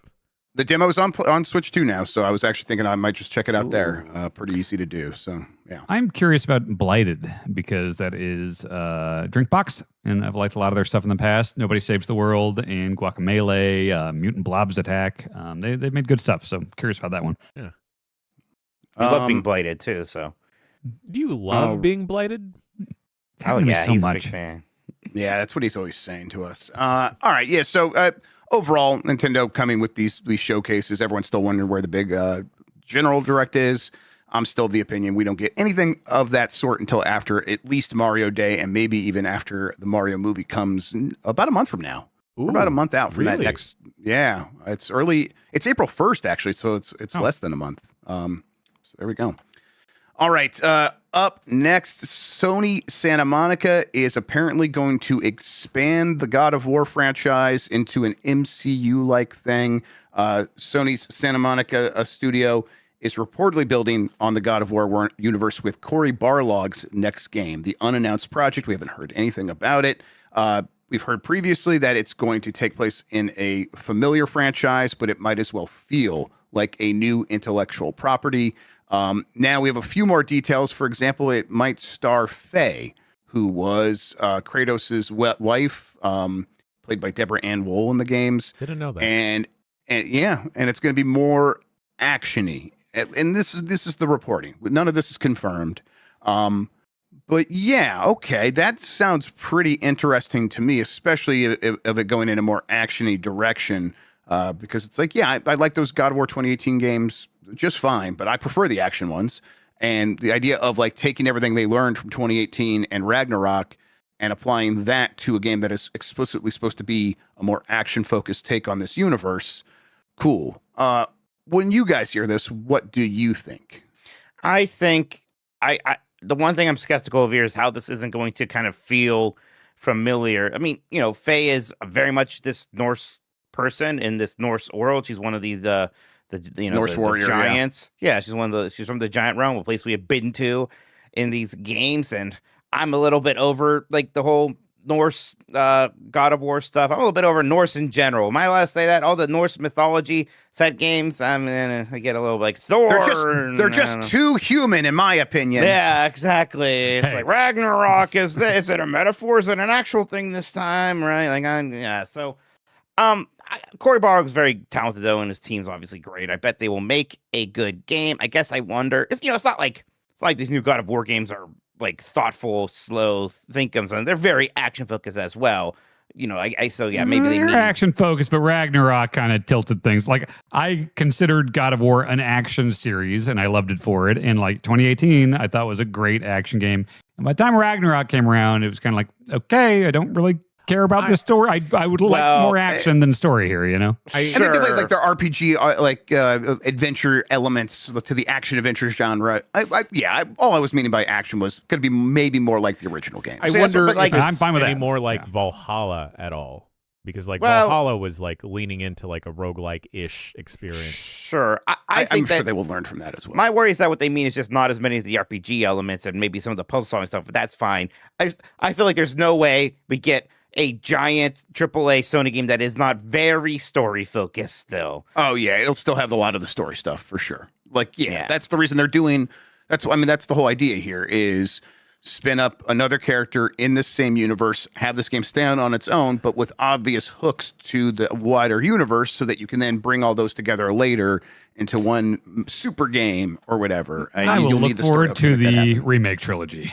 Yeah, well, that's also happening. So, not that I don't think that they can make a good story or a good game following Faye, if the rumors are to be believed, but and not that I ultimately knowing her fate, that's like, well, I don't want to do this because I know she dies. If they're gonna go back into God of War, I'd rather they just explore a different character in the universe, or I don't know, do something with Atreus, do something with any of the other characters. Well, they were gonna do something with Atreus. That was gonna be the Bluepoint game, where each person played as a different aspect of Atreus's personality, and that was going to be the multiplayer characters in that online multiplayer game. Oh, that makes sense, because they kind of definitely leave it open for that and Ragnarok. Boy, don't you think there's a bit of a worry of God of War fatigue? We had that Metroidvania, which, granted, I bet not many people are going to play. This is going to be the remake. We're going to get certainly an actual new Kratos God of War at some point. And now, even this game, God of War spinoff, and there was supposed to be a live service game. It just seems like Sony is in the beating the dead horse market, right? I mean, we got this with Horizon already. And now God of War, we got it with Last of Us and its 5 remakes. I don't know, because Horizon is a bigger franchise than any of us are familiar with, right? But to a certain extent, because a lot of that is it was bundled with the cheapest version of the game, console you can get. So a lot of people own that game for sure, and a lot of people do like it. But I don't think it's some order of magnitude beyond the popularity or anything else. Yeah, I think God of War still eclipses that in terms of popularity and brand name recognition. So I don't know, maybe with the general audience, they want more Kratos. Yeah, I think it will come down to how different does this feel, but I don't think that sort of disregards or discounts the appeal Mike's making to the idea of fatigue, because, an Iron Man movie feels different than a Spider-Man movie, and yet I still had MCU fatigue after really liking those movies for a really long time. At a certain point, it's I'm just done. I don't want this anymore. I want to do something that feels different and more exciting, and I'm not getting that from just the base level of this stuff all coming from the same place.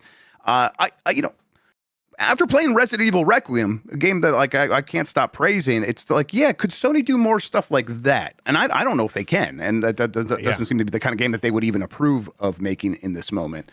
I feel like they had their chance with peak Last of Us Part 1 and 2 popularity, that they could have done more shorter contained side stories, and ultimately they didn't do that. They kind of did it with Miles Morales, but then haven't followed up on that since. Right, and it's you kind of hope that was going to be a blueprint of sorts, but doesn't seem like blueprint for a studio like a Bluepoint, who doesn't exist anymore. Who's being shut down. Yep, absolutely. Did you guys see that image of Kratos or War God and Arrow Boy? Very funny joke from Jeff Bakalar. I think it looked like Spirit Halloween costumes for the Amazon series. Show looks like garbage. Looks insane. Yeah. Wow. There's a possibility it looks better with correct theatrical lighting and all this stuff, cinematic lighting. I don't know. It looks so cheap. I'm kind of excited because it's like, oh, I hope the show looks like trash because that'll make it fun to watch. But yeah, I don't know. It's something like I know Kratos has been a white dude for forever, right? But then just seeing him as like a white, this is just a white dude now, huh? This one looks like he's from the Midwest. Like, yes. He does look like a Chicago guy. Yeah. You know, is it because it's on like these weird streaming services and stuff that people don't like? Like, for instance, Halo. I feel like during Halo's peak, everybody was like, oh, gotta have a Halo movie or a Halo series. Like, that would have been huge fucking news. And like, I'm only vaguely aware that there is some sort of Halo series that happened or is happening. So that was Paramount Plus's most popular show. Which no one's ever subscribed to. Yes, exactly. That's like, what does that mean? The most popular show on Paramount Plus. What did it have to do? To 10, 15 viewers? Like, exactly. So who knows? Is it a show about Master Chief in full Halo gear and stuff? And but like you get to see his butt cheeks and he takes his helmet off. He cuts Cortana in it. What? Yeah, but yes. Oh, yeah. Also, like, doesn't he bang like one of the Covenant aliens or something? I don't know. Yeah, he has his helmet off a lot. Oh, there was quite a lot of discourse about people not liking it. Oh, okay. It's just so weird that like that would have been such huge news, I feel like, back in the day, but is it just the streaming landscape is the reason? How do you feel about like for Fallout? Do you feel like the sort of talking around? I feel like Fallout people talk about that. Like, I haven't seen any of these, but I feel like Fallout I've heard people talk about, and I feel like people like Fallout. Well, that's people seem to like the Last of Us show. You know, like I hear people talk about that, but that was HBO, and Fallout was what, Amazon, and maybe it's the Paramount Plus problem. I mean, it's just there's so many of them now. Like some break through, and a lot of them don't. It almost doesn't necessarily depend on what the franchise is. Like the Twisted Metal show kind of broke through, even though they haven't done anything with that forever, and seemed like they still don't plan to. Yeah, but that has like 3 seasons now. The show does. The show does. Yeah. Wow. Yeah. Good for Joe. And even a lot of these shows seem to have like a second season people don't like as much, even after the first one is good. Yeah, Fallout. I've heard mixed things about the second season. I certainly don't care. Like I've seen the God of War TV show. It was called God of War. They played it in between the sections where I was beating people up, and it looked much better in that video game because having a guy who's ashen white and with red stripes and wearing kind of silly looking Norse armor everywhere. It looks fine in video game. It looks kind of fucking dumb in real life. Like it seems like they're trying to do too much like the actual video game rather than make like corrections to like what would make sense in real life. I think you just need such a good director of photography to make that whole thing work. It has to like just look like a whole other world at some point. And right now, this just looks like someone went on the set and took a photo, which they did. So it looks especially I feel like bad. Even if they announced like Metal Gear Solid, like a series or a movie, like I would not be excited for. I think I would watch that one out of sheer morbid curiosity. Yeah, these other ones are just 0 out of 10 for me in terms of interest level. Yeah, I will say the Castlevania anime was actually quite good. I like. Yeah, have you watched all of them? They did like an original run, but then they did like another series. I didn't see the other series. Two more series. So okay, I watched the first 4 seasons or whatever, and they were very good. There are certainly some where it's like, they're making a live action Zelda movie. I'm gonna see that, I guess, for sure. I mean, my assumption with like the Zelda movie is that it would be more stylized after a while, right? And maybe this will be as well, but I don't know. It just you would hope so. I don't. I know it's God of War, but looking at that photo just gives me a Sons of Anarchy vibe. I mean, that guy's from Sons of Anarchy, so it's probably there you go. That's why. There you go. All right. Bluepoint reportedly had a Bloodborne remake pitch rejected by FromSoftware, not by Sony. A bunch of reporting around this happened over the week. PlayStation's Bluepoint studio reportedly pitched a remake. They did that a couple times, and the most recent time, Sony's like, yes, thumbs up. It looks good. The money makes sense. Like we did the math. The math makes sense. Let's go for it. We just got to go check in with From, and they say, go fuck yourself. So that's one of the things they pitched that led to Bluepoint not having a project and then led to them closing down or getting closed down next month. But yeah, this is kind of right in line with what I've been saying for years. FromSoft is the barrier here. I never knew exactly why. Over time, it's become a little bit more clear that they just want to control it, which is what I heard originally. But it's like, okay, well, yeah, what does that look like? Can they like work with another studio? And it's like, sounds like they just don't want to work with another studio, specifically because Miyazaki does not want to, and that's right. And it sounds like they maybe didn't like the Demon Souls remake, which I hear that from like fans of Demon Souls too, and I'm always a little bit like, Why not? And they'll be like, they're always doing a side by side comparison. Like, well, look what this monster looks like here. Look what it looks like here. They changed it. I'm like, yeah, because the one on the left's from the PS3. Yeah, right. So the interpretations of the monster designs is the most common complaint. Whatever. I bet it's more complicated than any of these things, that like any of these fan theories about why Miyazaki specifically doesn't like it, wants to be the one that holds the keys to Bloodborne, and then wants to be the one that actually does all the work.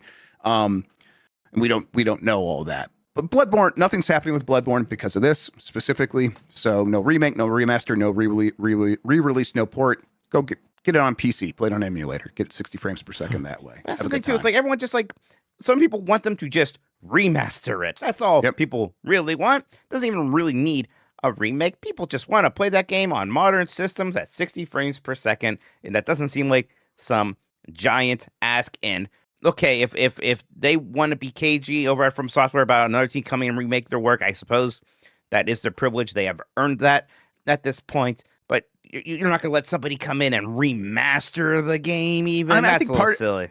This is me speculating now. I don't know. Part of me thinks that like it really is a little bit about frustration with Sony, because they go back to like they did Demon Souls, and then Sony had that, and they had to spin up a whole new thing with Dark Souls so they can kind of get control of their thing back. And then I wonder if they're like, is the same thing going to happen with Bloodborne? And then the same thing kind of happened with Bloodborne. I don't know why they didn't foresee it going that way. Right. I mean, they went back to Sony, right? Yeah. So, I mean, they took and I hate to be like, well, PlayStation paid for it. It's their privilege. Not necessarily, but yeah, like you went back to Sony and had them pay them to make that game. And again, I'm not saying if you don't want them to make it and you have that power to stop it, that's okay. Well, they specifically don't have that power is the thing. And that's where it gets a little bit more tricky. They have the clout to stop it. They have the clout, exactly. They have the clout. And if you want to push that clout again, you have earned that to a point. That's okay. But like, come on, let's all work together here and give people what they want, which is just to play that game on modern platforms at 60 frames per second. That shouldn't be some giant ask. Nope. Yeah, definitely not. PlayStation certainly wants to work with FromSoftware again. Like that should be like, that's not even speculation. It's just obvious to everybody. So they're not going to take any chances on anything that could ruin that relationship. And I don't pretend to know what relationships are like in Japan specifically, but I bet they take that sort of respect between one another and not doing something that would step on another company's toes pretty seriously. And I think that's what Sony's probably just being extra cautious here when they do something like say no after Bluepoint says please say no. Pokemon Winds and Waves was revealed. There was the Pokemon Day on February 27th, just last week. We talked over that as well. Pokemon Winds and Waves is a Nintendo Switch 2 exclusive that is coming out in 2027. So it will not be out for the 30th anniversary year. Instead, they're taking a little bit of extra time, and they are not going to support the Switch 1. A lot of like positive inclinations that they're really taking it seriously about getting this game right. And then it looked pretty good in these early trailers. How'd you feel about it, Jan? Yeah, very pleased to hear that they're taking another year to continue baking and marinating the game, just because, what was the last one? Scarlet and Violet, very rough upon launch. And I know once the Switch 2 came out, there were a couple patches that improved things, but it wasn't enough for me to like really want to re-explore the game. And, ZA was fairly good, and with my expectations being very low, but I'm excited for a brand new generation that is gonna only be on the Switch 2. So no, you don't have to factor in anything and factor in the Switch 1 and any of that player base. I'm also excited that I like these starters. I like a good fire dog. Also, I'm a big fan of the setting. I've rewatched the trailer a couple times. Why? Because it's going to be my people this time. Oh, man. It does look like Southeast Asia is heavily influenced. I've seen Michael Heim actually has an article on IGN talking about the influences that you can see in the trailer. Yep. A lot of Philippines-inspired rice paddies, other geographical stuff that looks like it could be pulled from Indonesia and Thailand. So I'm just excited to see what this game will bring. The bummer part for me is that how much it heavily features older Pokemon, but I guess older Pokemon, you're just going to use them to fill out like the regional Pokedex. Yeah, I mean, they used to do the thing where like I can't remember what they do, is where some generations would be like, It's only new Pokemon until you beat the Elite Four, and then old Pokemon populate the world. I don't know if they ever do that kind of thing again necessarily. Now there's so many old Pokemon that maybe each one will, maybe a new generation adds 50 of them. They get sprinkled in there, but who knows? I hope 50 is the optimal number, right? Of number of Pokemon that they should add for a new one these days. It's like they don't need to do 100 each time anymore, for sure.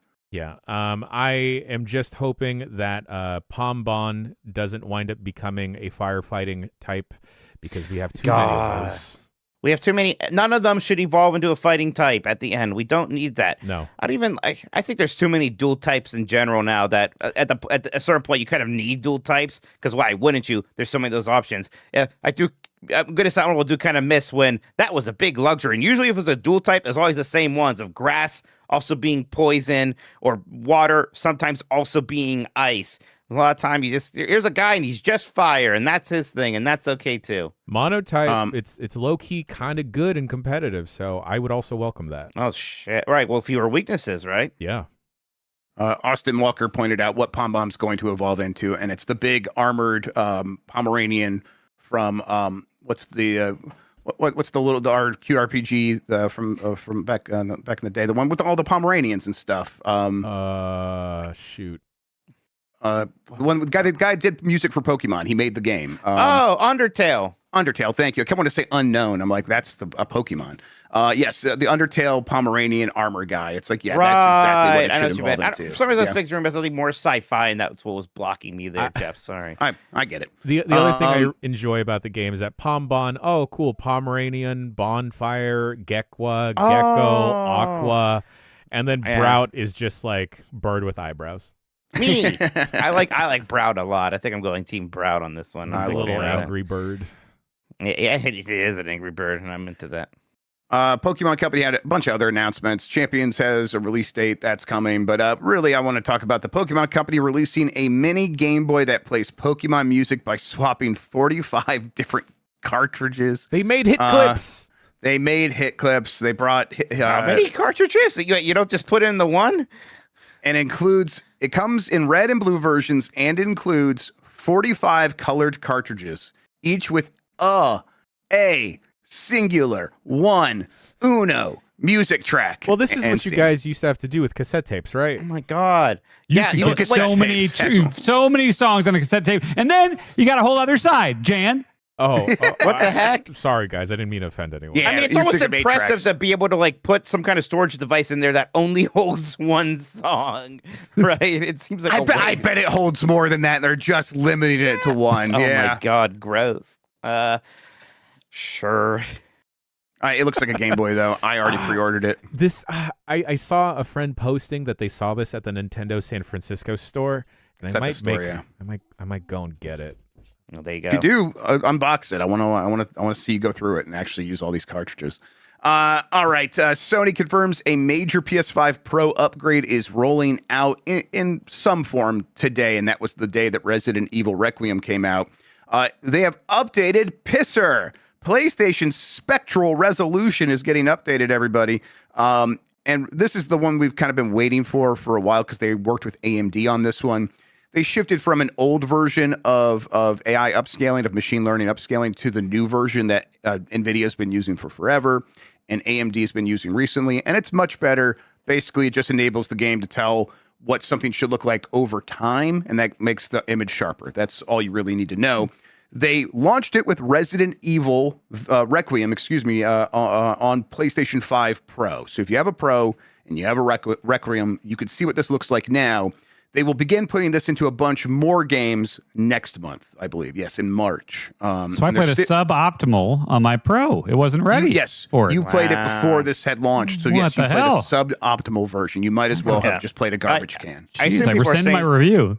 Yeah, I assume people are saying that looks very good on the Pro, by the way, right? It looked amazing on the Pro even before this update, so I'm curious to try that. And this is going to really kind of bring all that stuff home, because it's like the PlayStation 5 Pro was already pretty impressive in terms of its hardware specs. PS5 already looks good, so it's maybe sometimes hard to tell how the games were visually improved. This will kind of really seal the deal in some ways. It was the missing piece of the puzzle for the PS5 Pro. All right, let's do this one. Casting call seemingly confirms Wolfenstein 3 is coming and reveals new character. There was a leak of casting details for the project, which is codenamed Valkyrie at the moment. Valkyrie was the name of the movie, and I bet it's historical. The Tom Cruise one. The Tom Cruise one, where they're like, it was a plot to kill Hitler among a bunch of German soldiers. So I bet that is a reference to something that really did happen. Reportedly, that this will corroborate this leaked casting detail that a third Wolfenstein game is in production at Machine Games following the completion of Indiana Jones and the Great Circle, which they've moved on from now that they've put it out everywhere and finished the DLC. The casting call specifically is attached to the performance director for the previous Machine Games title. So the person who oversaw the performances in the previous game is back, it seems like, and they're kind of starting that process up all over again, which is why people are like, okay, something is really happening here. And then there's a new character named Sophia, who is an 8 to 11-year-old Ukrainian orphan who bonds with BJ Blazkowicz. So sounds like a good time to me. I kind of, every little tidbit about this, making this game feel more and more real is it's very encouraging to me, because I was definitely at a low point thinking we would never, ever get this game. So now that it feels more real than ever, that's fantastic. We need it. We do need it, and they'll nail it. I bet they'll really nail it. Video game preservation service Myrient is shutting down. Myrient it's what I've been using for a while now, and it's one of those ones that kind of try to keep pretty low key, because we didn't want this to happen. It got too popular in the last year or so. It was costing the person who runs the site $6,000 out of pocket. So he was getting, I bet, some donations and stuff like that. And then after he spent all that, he still had to spend $6,000 of his own money to kind of keep things up and running. He does somewhat credit AI and data centers causing the price of RAM and storage to go up, and that's affected him running the site. And this has led to a bunch of people going, hey, we got to save all of these excellent things on Myrient, because one of the best things about it, it's like full sets of ROMs and ISOs, and it's not just the games. It's the games from every region, and then it's like every demo disc and every behind the scenes, like the PlayStation developer demo disc, the one they would send out with like the Netya Rose or something. That's on there. And it's like, oh man, just having all this in one place was so important for history, for kind of like going back and looking at these things. To lose that is very depressing. A bunch of people are trying to mirror the site now, but that has led to a bunch of competing projects, and that's on top of everyone else just trying to download things. Might be one of those people, and download speeds have just cratered, and you kind of can't get anything anymore. It takes a long time to get like a GD-ROM for the Dreamcast at this point. Yeah, this is just, we know these things kind of happen a lot of times because of lawyers showing up. We don't always think about the fact that, a lot of these projects do depend on one person doing the work and spending the money, and they're often unsung, and to the point where, I don't blame anyone for not wanting to keep this up, although it is going to be a great loss. So hopefully we're able to replicate it in some way. And then finally, Fallout New Vegas remaster Hopium goes off like Mount Vesuvius as Iron Galaxy teases what's coming next, quote unquote, with a very famous loading screen. So basically, they said they're having a meeting about what's coming next for Iron Galaxy, and they posted an image about this meeting on social media, and the image is a picture of someone's computer with the Fallout sort of be right back loading screen sort of thing. What the hell? What do you guys think is happening here? Before we actually talk about this, Grub, Yeah. what do the gimmicks think about volcanoes? Do they think it's an imminent threat? Because reading Mount Vesuvius, I'm like, they know what? one day they're gonna have to throw me in one. They do. Yeah, like in that. Dinosaur when you're 72. Right, exactly. To placate the gods. No, they're not too worried about it. I wonder how they feel about quicksand. Oh yeah. Because I don't know if they show up to the cartridges as earthquakes. Yeah. Okay. I'm like, if there was going to be a remaster of Fallout New Vegas, I feel like this isn't how it would be teased. Right. Sure. I agree. Yes. Like I would like to play that very game. locked down. I've always been curious. People seem to like it, and like I remember when it launched, it was like super busted. It's a great game. It's a great and game. release on 360 was busted. So I just like, it's one of those things where it's like, I'm sure it'll get better at a certain point. It sounds like it did, but I never went back to play it. So I would love to play a remaster of this. Yeah, I mean, if you played the original now, it's still going to run well. It's just gonna, those Fallout, those Bethesda games from that time look a certain way. Doesn't necessarily bother me, but certainly it would look better if they remade it. And I don't have a problem with Iron Galaxy doing it. I know some people have issues with Tony Hawk's Pro Skater 3+4. I liked it. I mean, a lot of people just fucking hate Dave Lang. I mean, that's what it is. Yeah, sure. And I don't blame understandable. him. Yeah. Too tall, too completely. cool. Ugh. Just an 8-foot Too pile quiet. of bones. Yeah. Too quiet is what they do say about Dave Lang. That's right. Mike, I agree with you. The idea that this is the way that they would tease it is the one thing that has me hung up. Where it's like I want to believe this does make some sense. It feels like the kind of thing that could have been scrapped together since the show got really popular and Fallout is at its peak. And it's like, okay, so get these guys to work on that stuff and then have them tease it themselves in a very obvious way on social media. That does fall apart. But I don't know. Maybe this is their plan. Maybe they don't want to wait for their like SGF time frame to announce something like that. And they're going to just announce it as part of, is the second season done? I bet the second season must be done by now. So yeah, I don't know. It's weird. I'm not sure what to think. All right, Jan, that does it for the news. I'm handing the show back over to you. Wonderful. We're going to take another quick bricky break, and we'll be back with emails and the news, super chats right after this.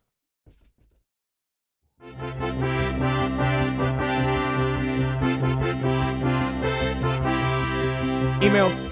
I'm writing an email real quick to you, Jan. Hey, none of you guys on this week's episode talked about playing the Marathon Server Slam. Did anyone play the Marathon Server Slam? I'm waiting until it's out. Came in from one Jeff Grubb, sent from my not iPhone, my computer. Did any of y'all play the Marathon Super Server Slam? Server Slam is a cool name for something. Did you check it out? It is. Is that like Shrek Super Slam? Yes, it's the same concept. Yeah. Okay. Yeah. I didn't. I don't know. I was kind of like, look, if I didn't have Resident Evil this weekend, but I definitely wanted to just kind of play Resident Evil, and who can blame you? It's not the actual launch, and I'm like, I'll just wait for that. It's interesting trying to get a grip on what people think of this game or not. Right? I have a hard time. What is the vibe? Yeah, it's all over the place. Yeah, really. It's so like interesting. Going into the Server Slam, it seemed like it was at its peak. People are like, this thing's back. This is going to be a lot of fun. We can't wait. Going into it's like, oh man, already 140,000 concurrent players on Friday. I can't wait to see what it does on the weekend. And then it did less on the weekend. Huh. And now it's like everyone was playing the Horizon one, right? Exactly. Yeah, right there. That was going on at the same time. I think that we are going to get to launch day, and it's not going to be Concord, but it's not going to be one of these games that pops off. Not going to be Arc Raiders. I don't think it's going to be. Well, Arc Raiders. Again, it's a $40 entry fee. You have to pay $40 to play the game. So this was free in Server Slam. So it's not going to have more players than that once you have to actually buy it. Yeah, we'll see. I'll be curious to see if it once people have to pay, if it actually surpasses 100,000 concurrents on Steam. Arc Raiders cost money, right? Yes, 40. Okay, and that found the audience. 40? Did that grow? Was it 40? Okay, and that grew over time. It grew, yes, because the word of mouth really carried that thing through the holidays. Yeah. All right. Bombcast@giantbomb.com is the email address. Send your emails to. Write in about any and everything. And I will continue to say this that I've said over the last couple of weeks. We've been getting a lot of emails. So thank you, everyone, for writing in. We love the engagement and everything. I personally love seeing it. First email comes from Arthur in Portsmouth, UK. Dear Bombers, I've occasionally heard it said that Mike Minotti is the bad boy of games media. But if that's true, who's the good boy of games media? The cutie. Also me. The cutie patootie of games media. Can't be both. The sweet is it little Jesse lad. Vitelli? Oh, good boy Vitelli? No. Cutie patootie of games media? Maybe Right. So you said cutie patootie. That's. Oh, is it Brad Shoemaker? Is that the good boy of games media? Or is it Ben Hansen? Oh, Ben Hansen. He doesn't even cuss. Right. Yeah. Cutie and ever since you told me he's definitely way. not a serial killer, it's like I guess he could be a good boy. All right. Yeah. I don't think he's a serial killer. Does Ben Hansen think he's better than us? Well, no, I don't think. No. Ben Hansen doesn't have an ego about him. I'll say that. That's true. Yeah. Yeah. Just make sure. The sweet little lad of games media. There's more. Is they all the same people, or are these different people? These are is that Is that blessing? Sure. Sure. Okay. And then Arthur continues, in my head, Mike is also all the above. But that can't be right. There you go. Yay, me. Please solve this conundrum for me. Kind regards, Arthur, Portsmouth, UK. Everyone, you'll need to write in as to who's who in games media. Next email comes from Rochester, Minnesota. Dear Dan, congratulations on pulling through and finally beating Sekiro. As someone who was glued to that game back when it released and unlocked the Platinum Trophy, I'm glad more and more people are realizing how great the game is. I feel like most people just wanted a Dark Souls experience, but Sekiro was something more focused and definitely shined in its own way as a result. I still think it's up there with Elden Ring for me as well, and it undoubtedly gives you a unique feeling of accomplishment by how difficult yet well-designed everything is. Maybe someday, Dan will load up New Game Plus and obliterate Genichiro in the intro and feel that spark come back. Time will tell, I guess. Regards, Andrew. I do think I will definitely play this game again. I played through Elden Ring 2 or 3 times, and I could see this being even an easier one to go back to, just because, like, okay, I just want to do these boss fights again. It's the way I go back to Punch-Out like numerous times a year just to kind of get that rush. Sure. I feel like I could feel that anytime with this game. Well, so when we did that thing during the extra stream where like you had me and Kayla fight Genichiro, Mhm. I was like, as soon as I got back into it, I was like, oh, this feels so good. I want to just play this entire game again now. Because I can see the itch. They're still releasing anything else like it. We've had some games that are a little bit. Then, like I said, Lies of P has the parrying, but yeah, Sekiro still very much feels like its own thing. And if you really want that experience, you kind of just got to play Sekiro. Trent from CU Falls writes in, this one is mostly for Grub, but I'd like everyone else's opinion as well. With the recent news of the chaos at Xbox over the past couple weeks, I can't help but think, is PlayStation really in that much of a better spot? Their pivot to live service seems to have done more harm than good. While their games are technical and graphical showcases, but they take a lot of time and money to make. Look no further than Naughty Dog. They might not even release a game this generation unless the PS6 is delayed.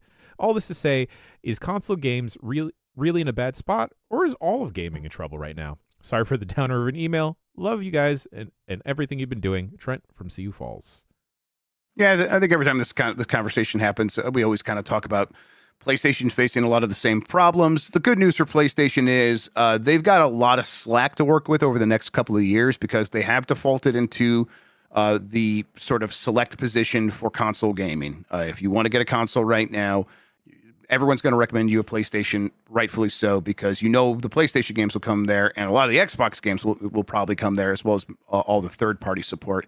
And then that's helping it stay right on target for sales. It's selling as well as the PS4 for the most part, which was a very successful console for them. And then Grand Theft Auto 6 is still yet to come. And when that comes out, it's going to be available in 2 places, PlayStation and a console no one wants to buy. So it's just like they have a lot of time to figure things out.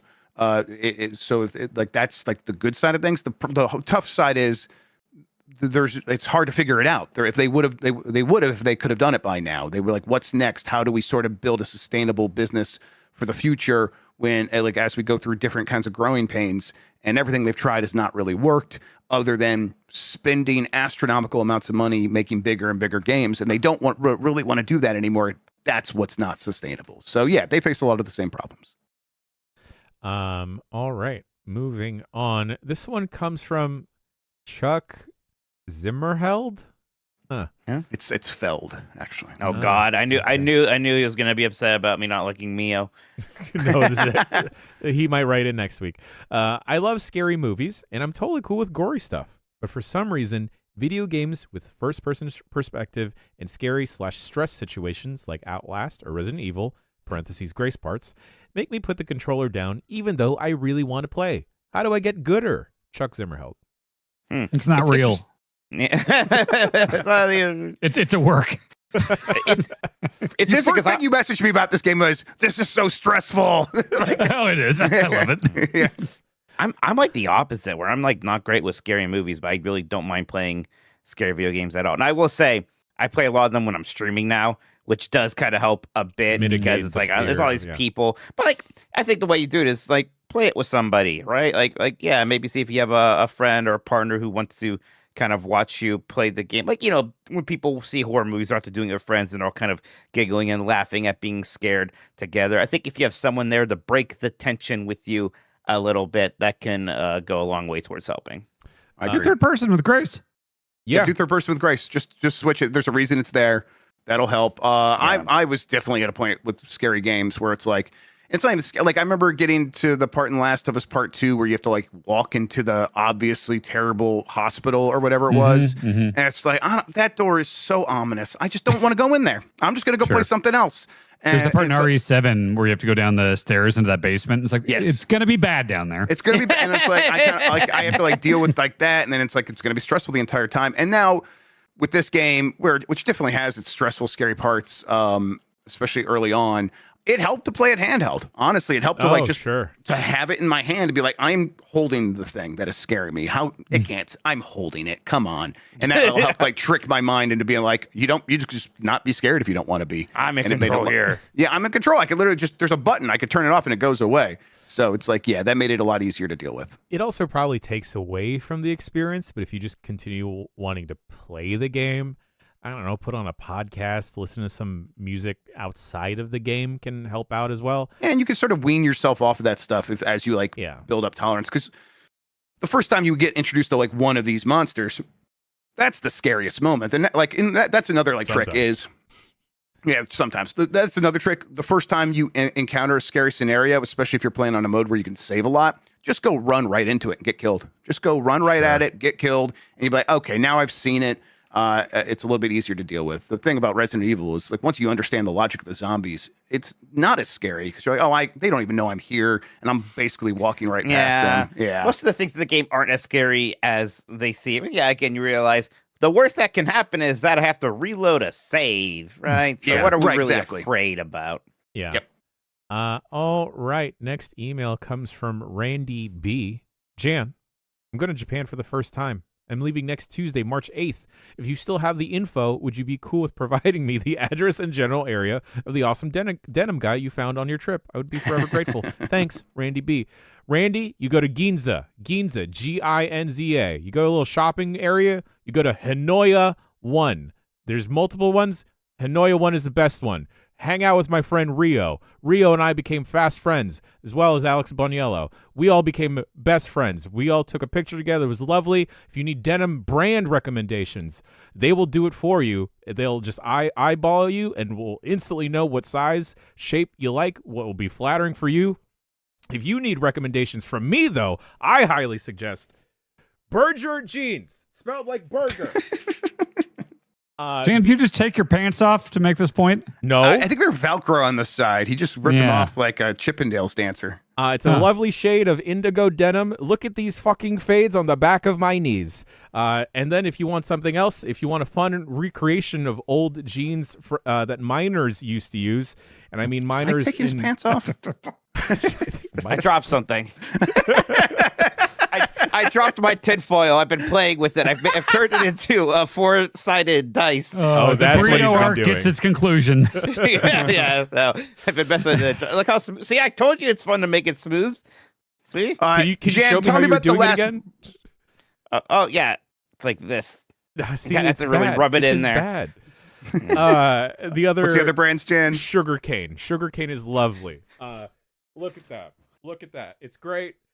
They look like jeans to me. Sugarcane denim. It's a heavier denim, so it's going to take a little bit longer to break in. And also, if you don't want to, because with salvage denim, you don't want to wash it immediately. Just stick it in your freezer. It'll get rid of any other miscellaneous smells or bacteria. Don't ask me why. I don't know the science. I am close to a jeans doctor. I'm more of a jeans first responder. All right, moving on.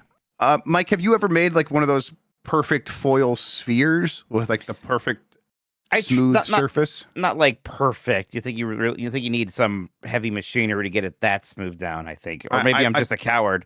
I think you might be a coward. I posted a clip into the chat of someone doing this. So there you go. Get to work. Man, that delivery kind of hit the bell. I'm sorry to say. I think you might be a coward. Fair. I think you might be a coward. Oh, fair enough. Right. We do have a lot of emails here, but I'm going to end the emails with this emailer. They use a username to write in VirtuaCat.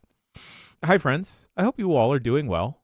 Now that we are 20 years on and the turmoil at Xbox has people wondering about the Xbox future, is it viable to say that the Xbox 360 was a fluke?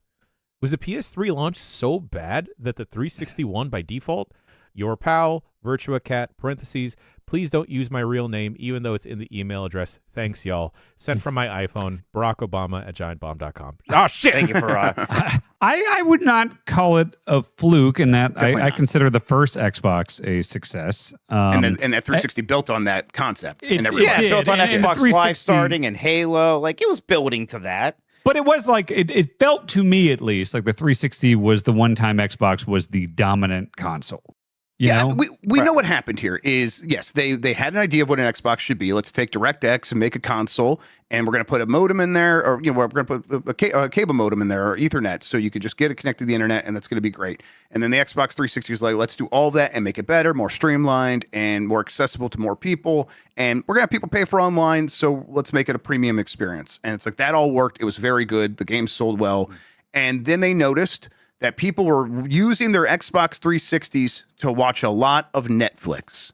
And they're like, man, we have the telemetry data here. People are buying this console and they're watching way more TV and movies than they're playing games. We need to get that money. And then the rest is history. They fucked up Xbox One by going that route. It completely sort of undermined their gaming credibility because it showed that they could be, the jangling keys could distract them. And they literally never recovered from that decision. They ask about, like, was the PS3 launch that terrible? And I mean, so Xbox had a year head start on it. So, I mean, Xbox, kind of got its foothold in like Call of Duty, right? When that was, really hot. It had Oblivion that spring. Like, Xbox had like a hell of a first year there. Yeah.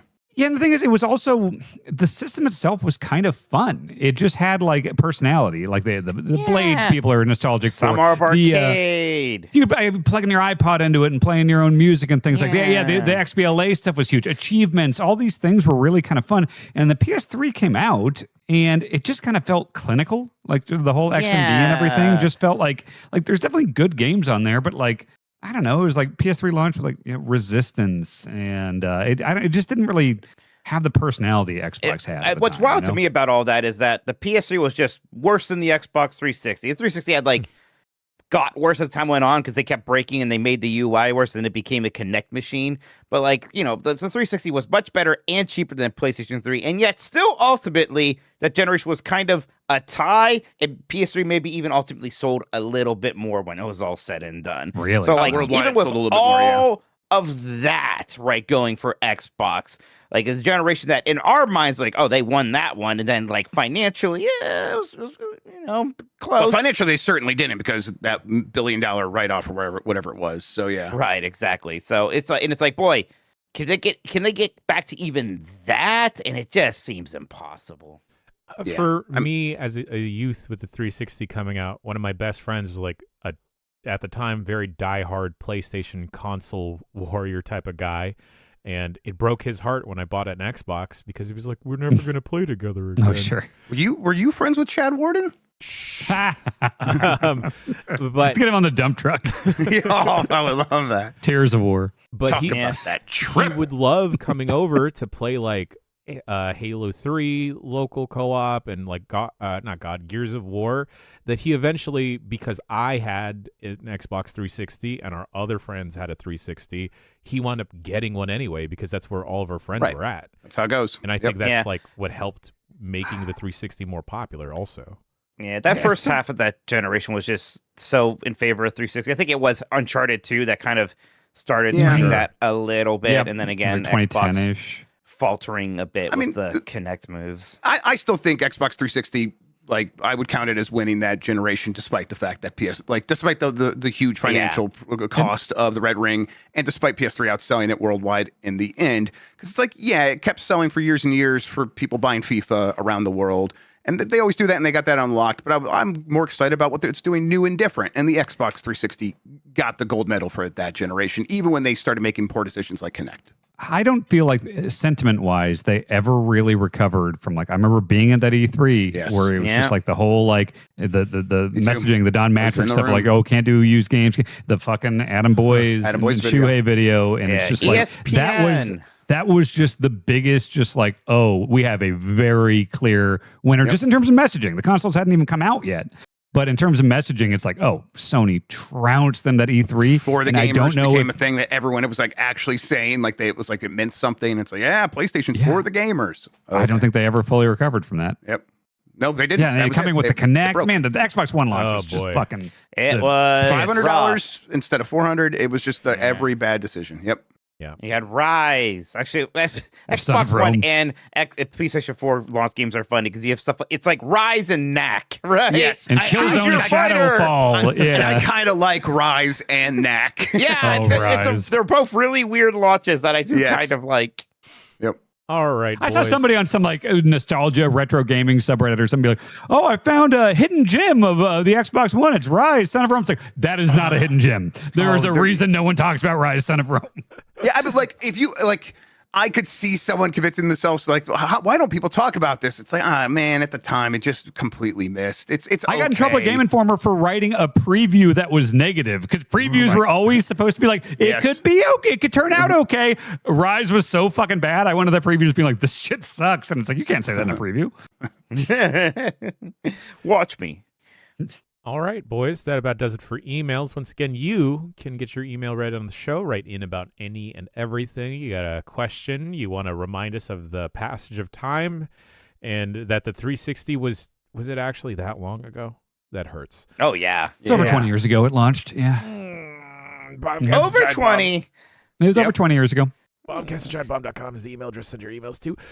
Mike Minotti, hit me with some super chats if we got any.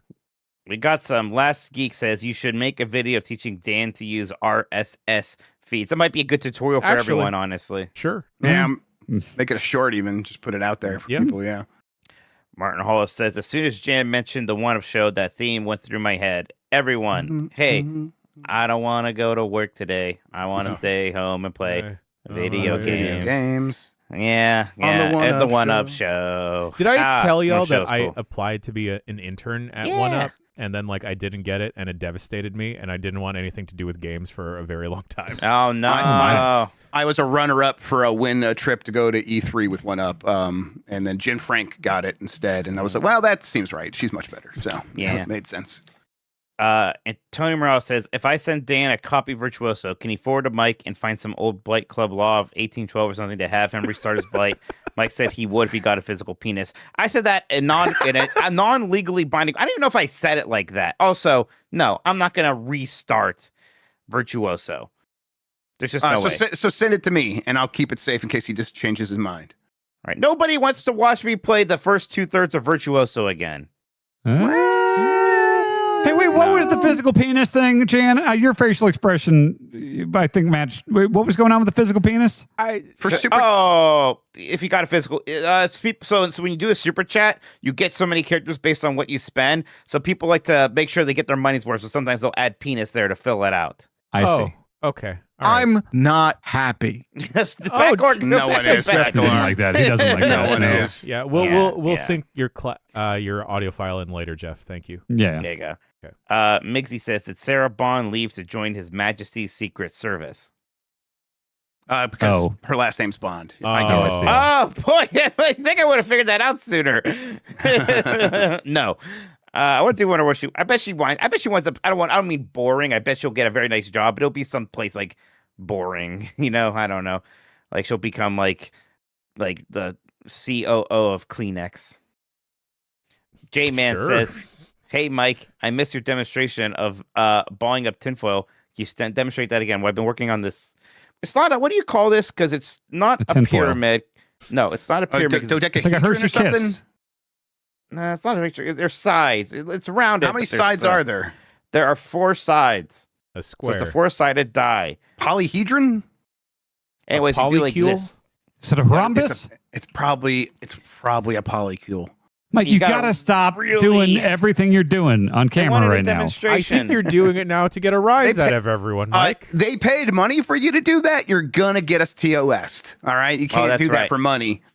Migsy says, "Hey, Jeff Grubb, have you watched The Raid yet?" I have not watched The Raid yet. Oh, you haven't seen either Raid movie? I've seen neither. Oh my, Grubb. Yes, I know. I need to. Correct this. I'm well aware. Yes. They are great. Yeah. Listen, by the time next time we're together and have like an evening where we're not doing anything, if I haven't watched it by then, I'll ask these guys if they'll put on The Raid for me. Well, I mean, that might be MacGruber time, so. I understand. Well, that's, of course, PAX. We're going to do MacGruber. Yeah, of course. And then Last Geek says, Dan, I'm a YouTuber going to Minneapolis in a couple of days. What are good places to make a vlog of / with? What's big? Like, what have we... Well, are you just upset about internet YouTuber, things? Or like, what does that mean? I think he's probably just a travel guy. Travel guy? Yeah, he's just gonna go, wants to see neat check things out some local stuff. Yeah, like there's lakes. Lakes are great. If you want to do a Mall of America, you get a whole fucking. You can do one of the 18-hour video walking through the Mall of America.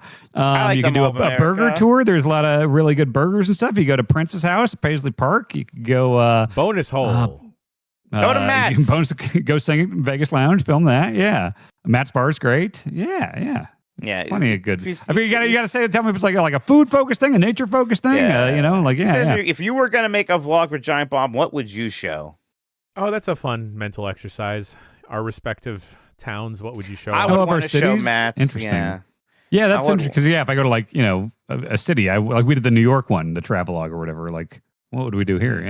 Yeah, probably just what we would do anyway, which is probably get burgers and go to the Mall of America and shit. Yep. Gang, I went to a martini bar in Oakland, and I still don't know if I like martinis. I like olives, but I was too full that day. They had an extensive hot dog menu. I think I might go later today. I'm going to share with you all the menu because it was fantastic. It reminded me of the place we all went to in New York. Criff Dogs. Oh, nice. Yeah. Yes, of course. Oh, yeah, that's right, dirty, tall boys. But they are vegan hot dogs. All right. That's it for Super Chats. Thank you, everybody.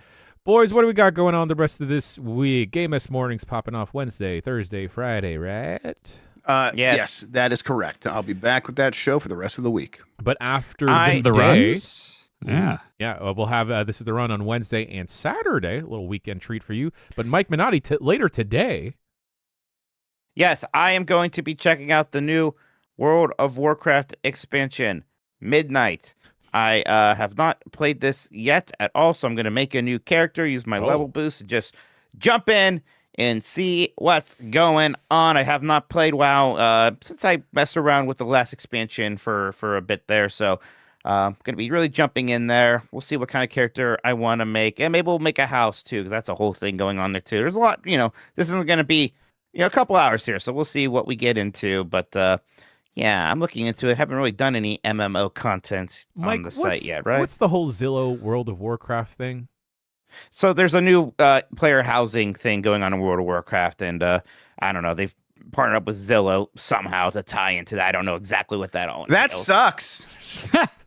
I don't like that. I already can't ever buy a house.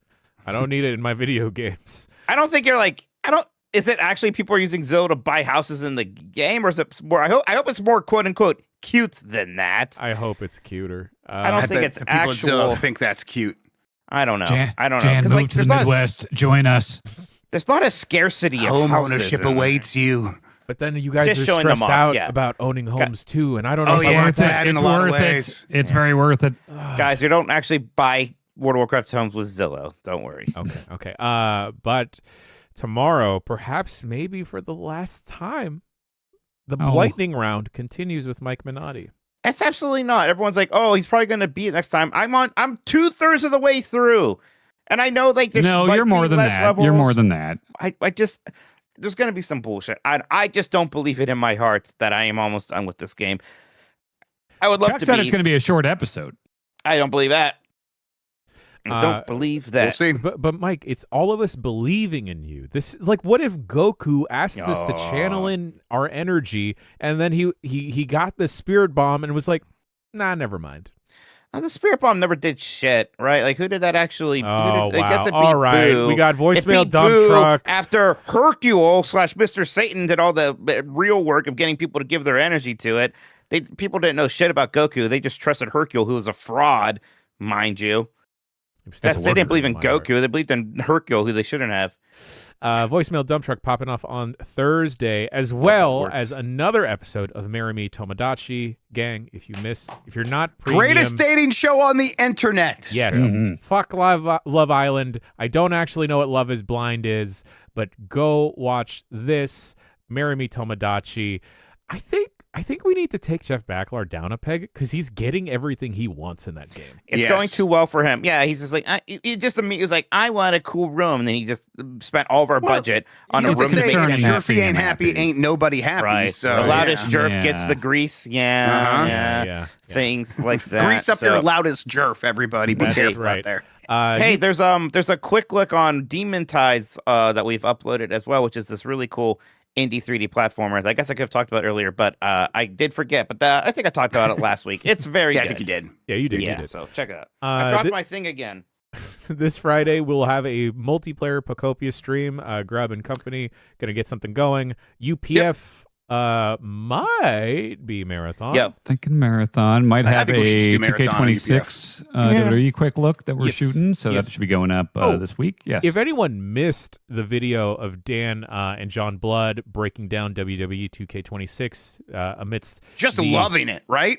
No, boy, yeah. I heard we were promoting the game. I heard, yeah. You guys are in the marketing team, right? Yeah, congrats. Oh, yeah. No, I did not like the game at all, and I've been playing more of it, and I'll be showing that off in the quick look. Also, I was on, if you're on the Deadlock Patreon, I watched all of Slamboree 2000 with them, which I was in attendance for as a 16-year-old. So that was a really fun thing over on the Deadlock Patreon. So really great working with John Blood and the Deadlock boys a lot over the last week or two. So yeah, check out the voicemail dump truck John Blood was on. He's the best. Yes. Jan, you said the word mist a moment ago, which reminds me that people should check out Mist 4 Revelation Part 3. The Monday Morning Mist with Mitch has continued. So we're having plenty of Mist adventures still. And then Mikey's going to continue doing these launch streams. Mikey's going to check out the opening hours of Pokopia this Friday. Very fun, very pleasant times. Boys, anything else we want to got going on besides everyone should be premium members? giantbomb.com/join. We're doing a lot, and we got more coming for premium. Yes. Yeah, come hang out with us. Mm-hmm. Yeah, and then come see us at PAX East. We'll be there. Details around the miscellaneous various panels we'll be doing will be arriving soon. And hey, might have some friends there. For a panel or two. Until then, that's the end of the podcast. Boys, he's been Jeff, he's been Dan, he's been Mike. Backlar's out on assignment. Shouts out to Sean, shouts out to Will, shouts out to Chuck. I'm not happy. He's not happy no matter where he is. I've been Jen. We'll see you next week for another episode of the Giant Bombcast. Until then, we love you. Goodbye.